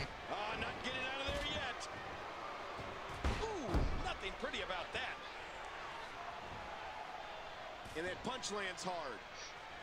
I don't know how much more damage he can take. Can you do the Gold Rush in your 2K14 universe? Maybe. I haven't really... I don't even know what a Gold Rush is, so I'm not sure. But, I can't even say maybe. I don't know what it is. I'd have to look into it first. So. I think that's going to be it for comments. I don't really see any more questions. Yeah, I kind of went through them all. Alright, well, that's going to be it. Thank you guys for leaving comments. Always appreciated. I want to thank you guys for leaving comments. And feel free to leave some more. Okay, so I'm leaving that up. This match is still going on, which is fine.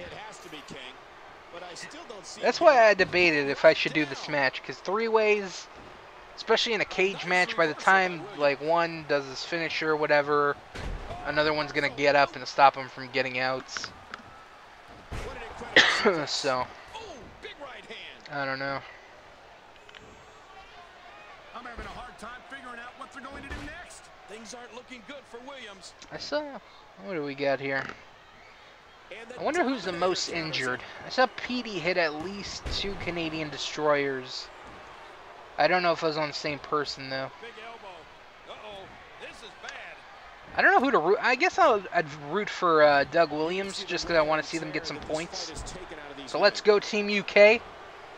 Hit him with a Chaos Theory. But if this match goes on for like a couple more minutes, I don't know. I don't want to end the match, but I also kind of want to move on. You know, this has been going on for quite a while. So we'll give it a few more minutes, and then we'll probably figure out what we're going to do. Okay, so Doug, he can reverse Daivari. Reverse him. They haven't every time I do a fucking cage match, they climb up, I go to grab them, they fucking kick me off, whatever, and then I don't win. Oh, if Petey hits the thing instead of Doug might have this.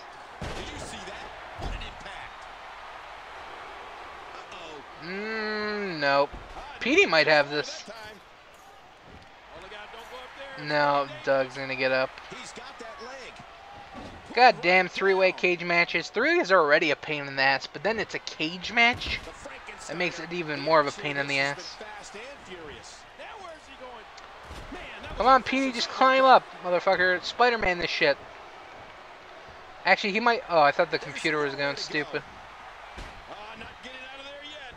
Now, Daivari's going to climb up. He's going to get thrown off. Then Doug's going to climb up. He's going to get thrown off.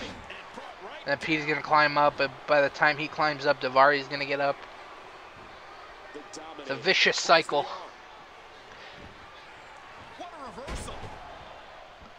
Alright, let me... I think we'll give it 2 minutes. We'll give it 2 minutes. And then we will move on to our Money in the Bank qualifying match. See who's going to qualify for the TNA Money in the Bank. Is it going to be Goldberg? Is it going to be Bobby Roode? I don't know, but it should be a good match. I'm excited.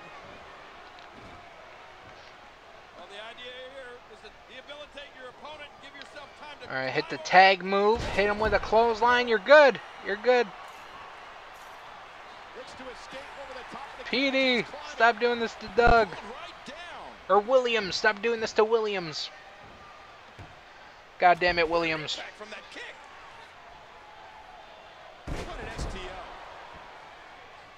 Oh, Daivari climbing up. But Petey is going to be there to stop him. Let's go, Doug. Let's go, Doug.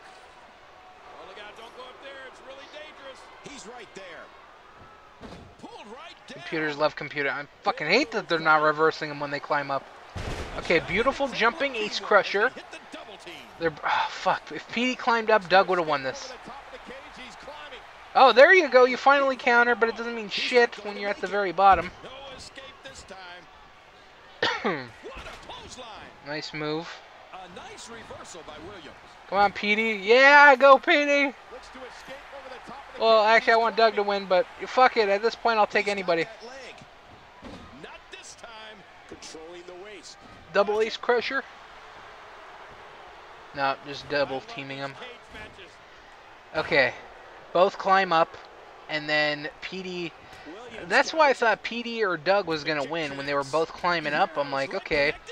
By the time Daivari gets up to grab one of them, the other one will have already escaped. That didn't end up working out, but... That's why I wanted to make it a pin. If it's a pin, got a higher chance of actually ending this match. Okay, just do a move on PD and you're good. Or pick up Doug and, you know, whatever. He's putting those educated feet to good use. Come on, I don't want to end this match, but if you guys go on forever...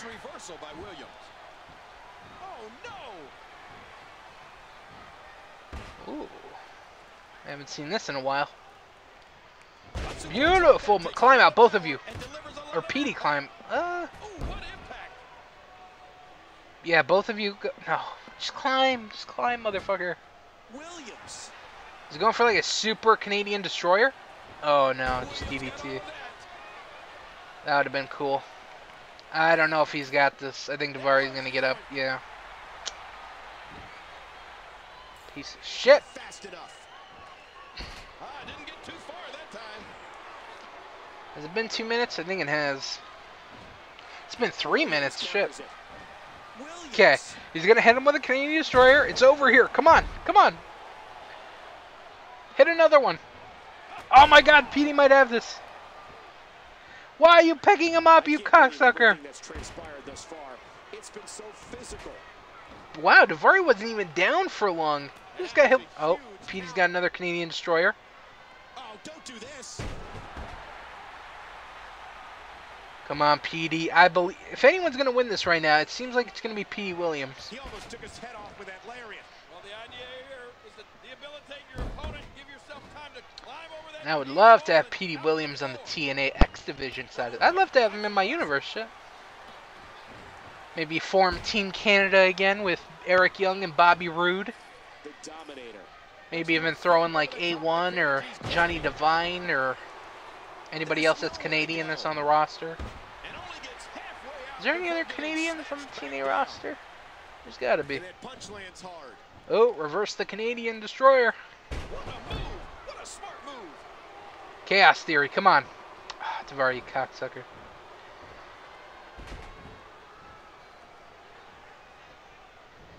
Camel clutch? No. Okay, it might be over here. I'm feeling it. Okay, Daivari. Come on, climb. It's over. It's fucking up. One of them is going to win. Daivari won. Finally! I knew it was going to end soon. Daivari wins. Team International, 10 points. Okay, a little bit quicker. Thank you.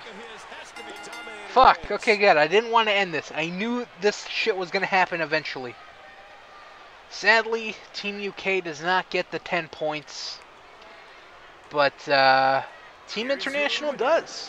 What does that bump them up to? What were they at? I don't know if I've ever seen a cage match with as much raw emotion. Okay, so Team International wins. We got to bump them up 10 points, which puts them to 30 points.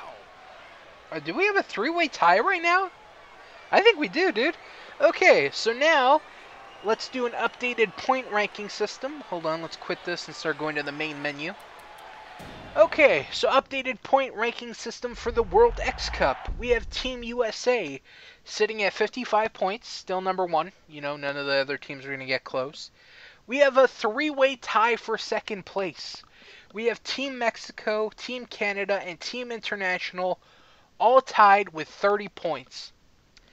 And then we got third place, Team Japan with 15 points. Of course, they won the 10 points earlier, bumping them up.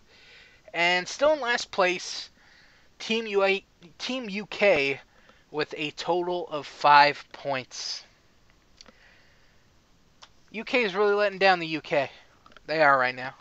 Goddamn. But three-way tie for 30 points. That's fucking crazy. But Team USA still fucking strong in this with 55 points.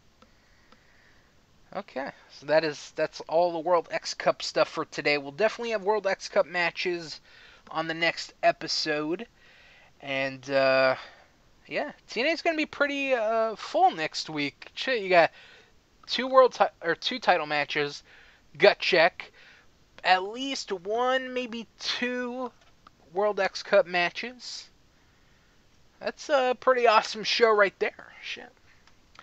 Alright, next we have Bobby Roode taking on Goldberg for a spot in the TNA Money in the Bank match. Who will win? We will have to wait and see. No entrance. We'll go no entrance for this. We'll make it a quick one, because then we still got two more matches, but I'm only going to play one of them, and that's going to be the main event. And then that's probably going to be it for Universe this episode. Next episode's probably going to be pretty crazy long. Especially with all the title matches. Yeah, it's going to be a long show, next one. It's going to be like a pay-per-view type show. It might even go fucking 3 hours. Fucking A. But whatever. Enough about that. Wow, he came out strong with the spear.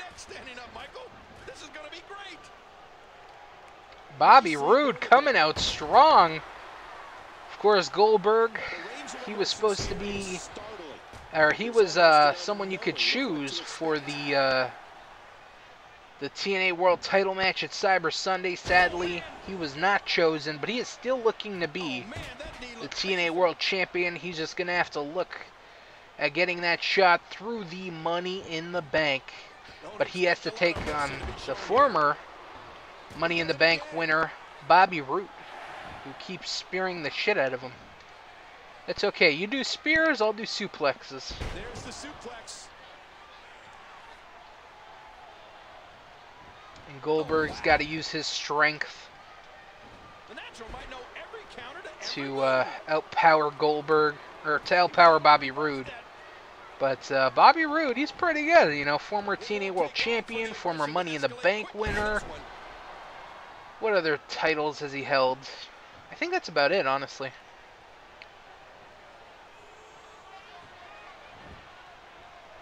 Yeah, I think that's, he hasn't won anything else. Big kick echoing around the arena. He's got his group Roode Brood, who have been pretty quiet lately. But, yeah, we'll have to wait and see if Gunner's going to make an appearance. Oh, out of nowhere.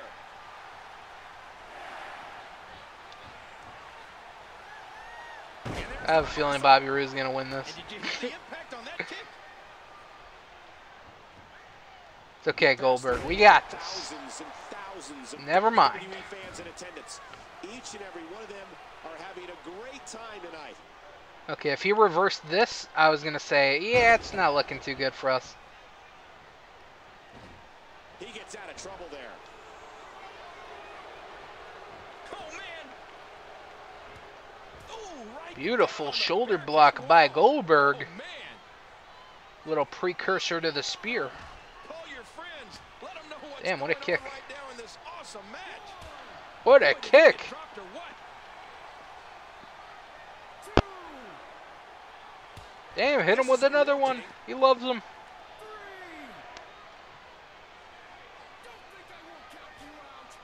What a reversal.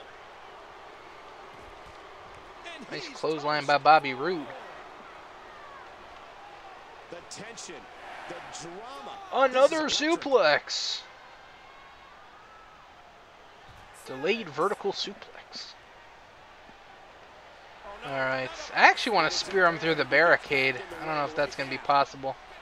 And we're going back between the ropes. He's putting those educated feet to good use. Bobby Roode using all his dirty tricks. From using spears to eye rakes. Wow, signature already? Is he going to spear me again? Oh, you missed, bitch. Guess what? You just walked into a signature. I'm about to make you feel what a spear really feels like. That's not what I meant to do. Woof. We gonna do it? We gonna do it? Spear? Spear? Or is he gonna reverse? Bam! Spear! Does Goldberg have this? 1, 2. No, he kicks out. Oh, fuck.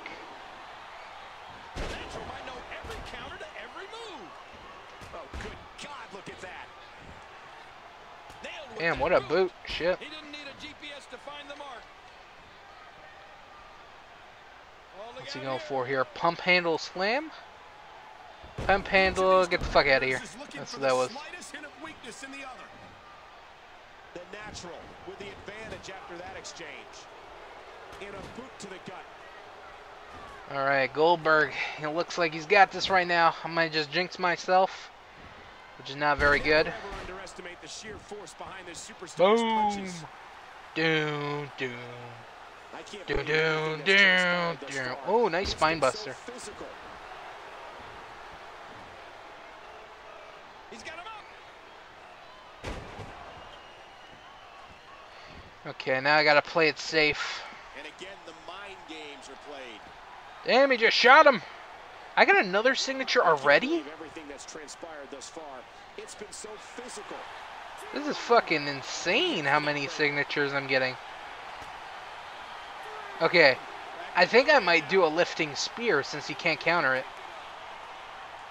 Now back to the ring. Maybe.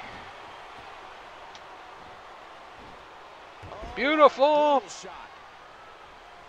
Lifting spear, let's go.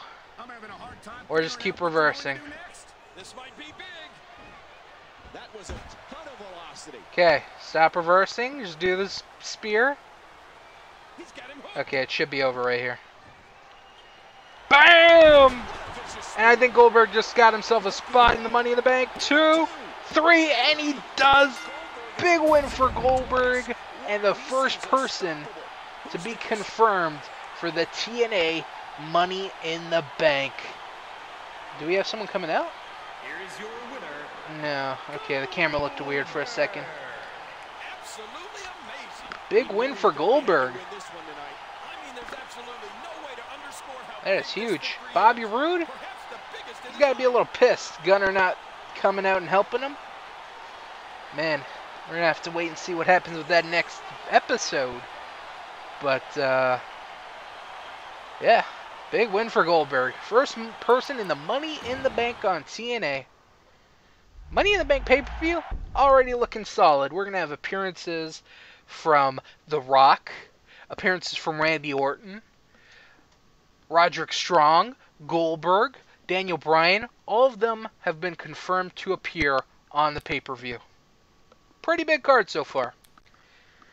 But, yeah, we'll actually see who else will be joining Money in the Bank very soon. But before that, we have our next match. Scott Steiner and Six-Pac taking on the team of Monty Brown and Christopher Daniels. Of course, these two teams do not have trouble together. More individually, of course, Scott Steiner and Monty Brown over the past couple weeks. Of course, Monty Brown, winner of Gut Check last month, the last Gut Check. He is the winner of. And that's kind of where his feud with Scott Steiner started, where, you know, it's Buff Bagwell and Monty Brown. Buff Bagwell didn't end up winning. Steiner wasn't too happy, so that's how that whole feud started. And then Six-Pac and Daniels, they've been feuding over the X Division title for the past couple, like I said, months before. And, of course, that's going to come to next week when they got a three-way with Low Key for the X Division title. That should be a good match. But tonight it's going to be a tag team, so let's see who wins. And, yeah, we'll see who wins. Christopher Daniels and Monty Brown win. Big win for them over Six-Pac and Scott Steiner. We actually have a video, a post-match video to queue up. But it's not just a post-match. It's going to be a post-match and a promo. Actually, we've got 3 videos. So it's going to be a post-match, a promo, and then something else. So we'll queue those up, and then we'll jump right into our main event. So queue them up.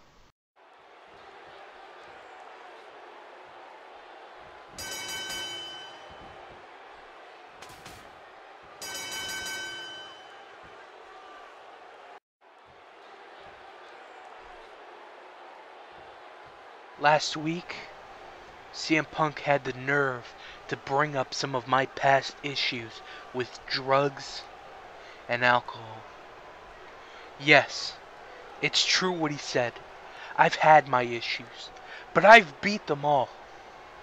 And for you trying to use those issues to make them public and to make it seem like you're an angel for not doing those things, no one's perfect.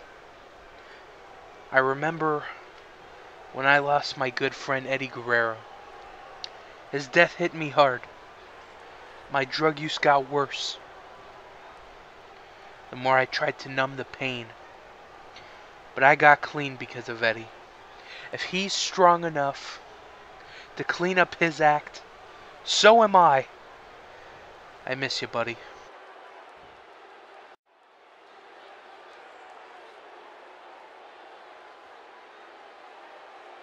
Ah, yes. Eddie Guerrero. Who could forget the man that had all the talent in the world, but threw it away because of drugs? You said you guys were good friends? I can only imagine the kind of things you drug addicts would do together. You shut your mouth about Eddie. Next week, we go one-on-one. But tonight, we fight.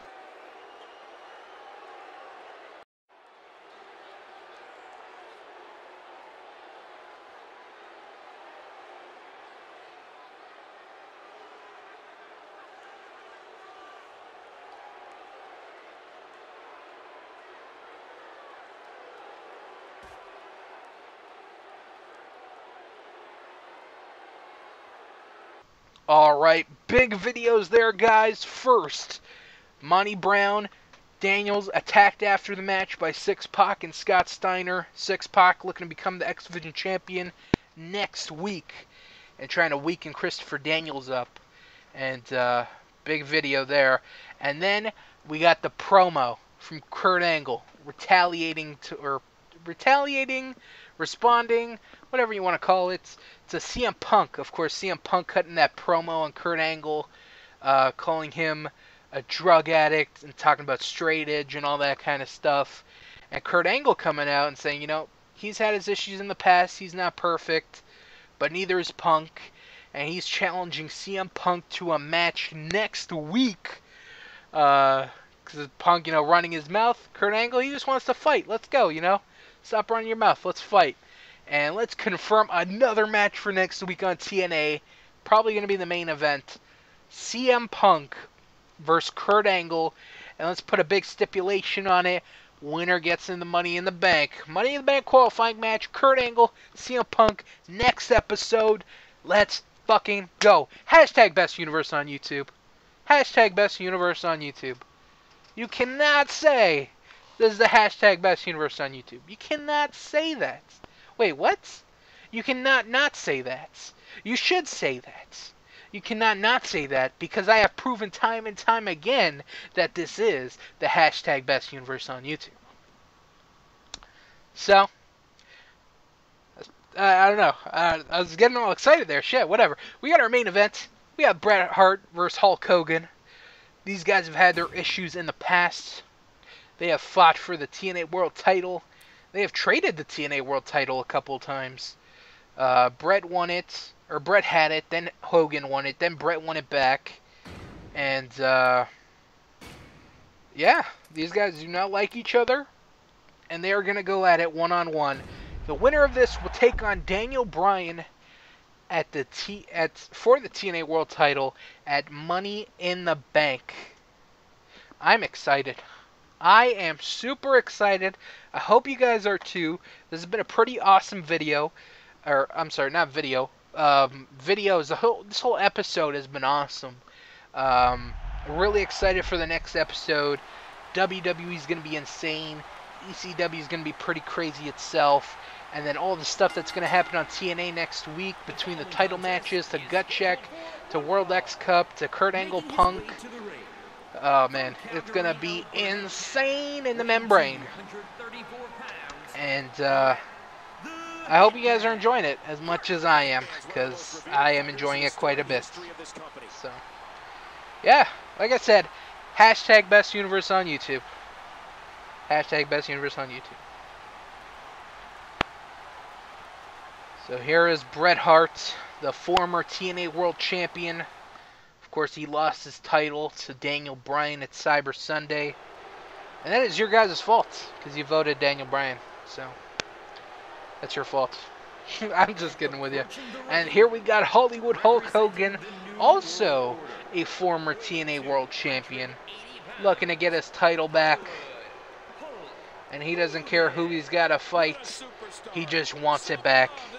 And of course, he is the leader of the NWO.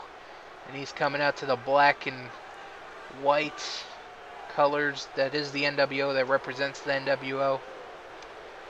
And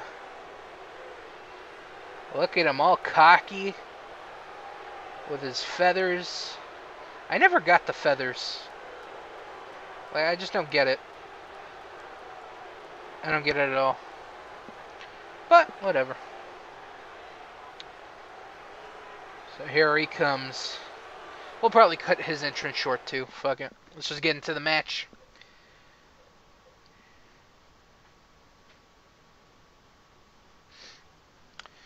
Ooh, a Bret Hart loading screen. Is that to show what things to come? We'll have to wait and see. Damn, Hogan using his strength to outpower Bret. Oh, Bret showing his quickness. And that's what each man are both going to have to focus on. Hogan's going to have to use his strength. Bret's going to have to use his speed and agility to outmaneuver Hogan, because he knows he can do that and pull his submissions and all that kind of stuff. And should be an awesome match here.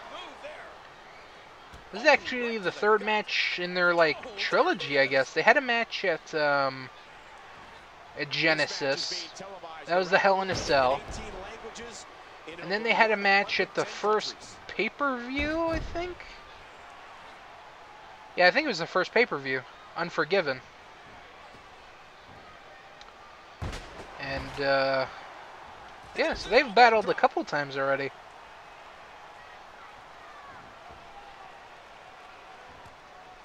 Damn, Hogan. I've been hearing a lot of stuff about he might Oh, nice move by Hogan. Didn't even plan that. I didn't even plan that. Oh, I wanted to... Oh, he didn't put me through the stairs. He probably did now. Yeah, shit. But I've been hearing a lot of rumors about Hogan might wrestle at the next WrestleMania. I hope that's not true. I hope so. There should only be one old guy wrestling at WrestleMania next year, and that should be Sting. Not Undertaker, not Hogan, Sting. And who should Sting wrestle? If he shouldn't, like I said, it shouldn't be, I don't know, I want it to be Undertaker, but the magic's not there. It could just be a special match for being a special match, but I think he said that he wanted to wrestle Triple H, maybe wrestle John Cena. I don't know, that could be interesting as well. But I think we need to have Undertaker versus Sting. If it's possible, then do it. You know what I'm saying?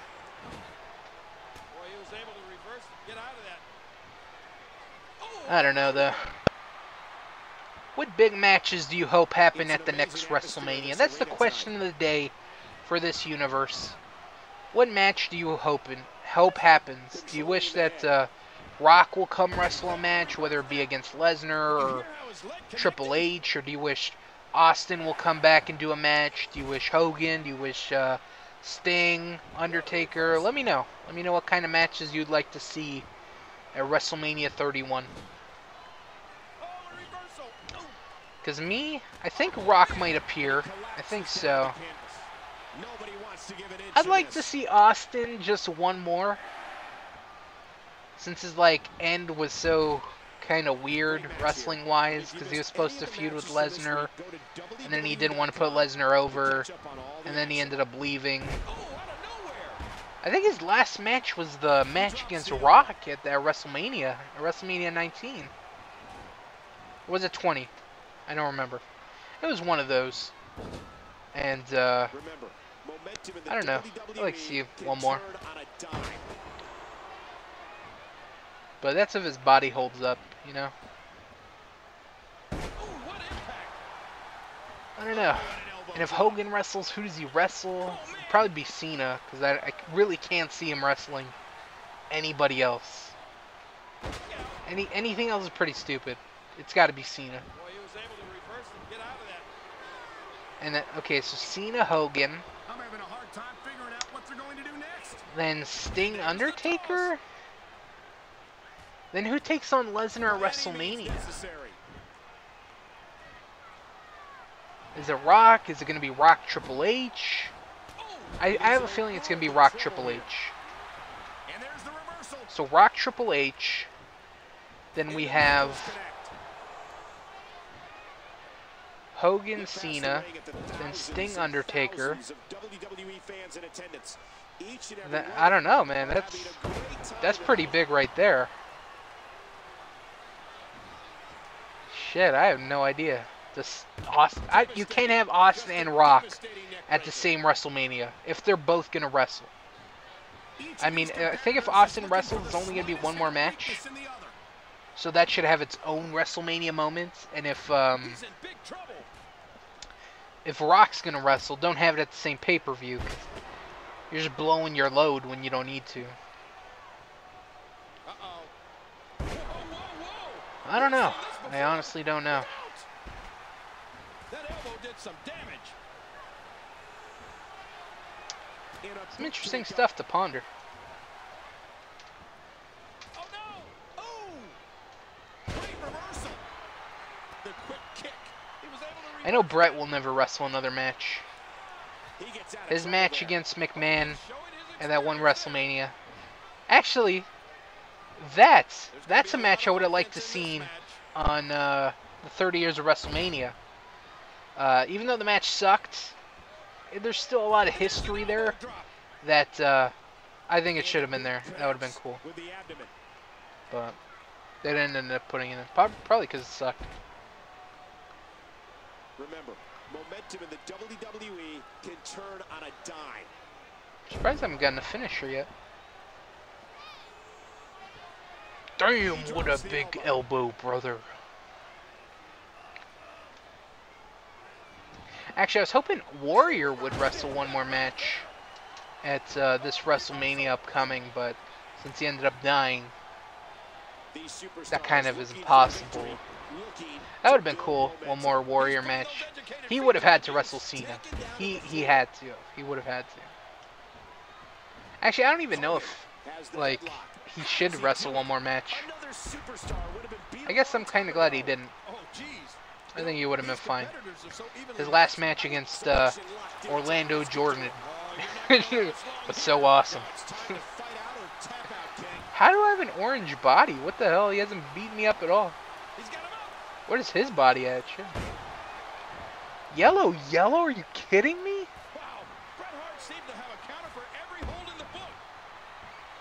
This is some bullshit. Alright guys, we are going to cut to a quick video and we'll talk about this in just a second.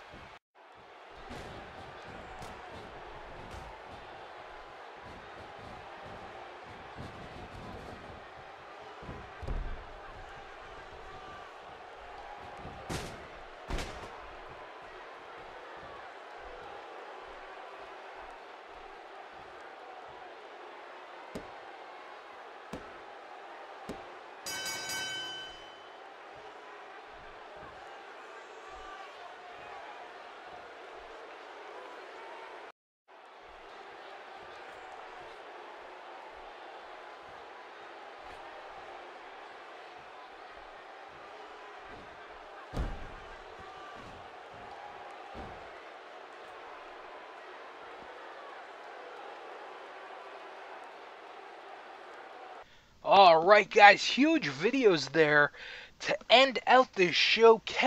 Scott Hall coming out and helping Hogan win his match against Brett, allowing Hogan to win, which means at Money in the Bank, it's going to be Hogan and Daniel Bryan for the TNA World Title one-on-one.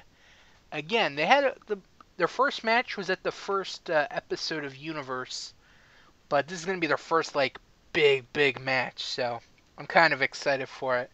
And then, of course, to end the show, Scott Hall and Hogan trying to attack Brett after the match, but Daniel Bryan making the save for his friend. And yeah, so big video there to end out the show. And yeah, so that's going to be the end of Universe. I hope you guys enjoyed. Come back next time where we got so much stuff planned. Gut check, so many title matches, stuff on WWE you're not going to want to miss. I'm trying to think of each brand. You know, what were the Wyatt talking about? Triple H Appreciation Night, WWE Tag Team Title match. What happened with Rhino and Wade Barrett and Abyss, all that stuff, maybe more Money in the Bank qualifying stuff, we'll have to wait and see. On ECW, Roderick Strong and Brodus Clay, the Shield Mick Foley International Airstrike thing, Scum Reborn, Kevin Steen, Generico, Goldust, ECW TV title match 3-way, Roderick Strong versus Brodus Clay. I don't know if I talked about that already, but that's just some stuff. There's probably more stuff. And then on TNA, Gut Check, 2 title matches, World X Cup, Punk versus Angle, qualifying match for the Money in the Bank. There's just so much stuff that's going to happen. It's going to be like a pay-per-view, dude. It's going to be awesome. A lot of stuff. I'm excited. I hope you guys are just as excited as I am. So, yeah, I'm gonna stop hyping it up because I know you guys are excited as well. And yeah, so that's going to be it. I want to thank you guys for watching. Hope you guys enjoyed. Make sure you look out for the next episode of Universe, which hopefully is out sometime soon, at least a week. And yeah, so I want to thank you guys for watching. Hope you guys enjoyed. Catch me next time. And until then, guys, peace out.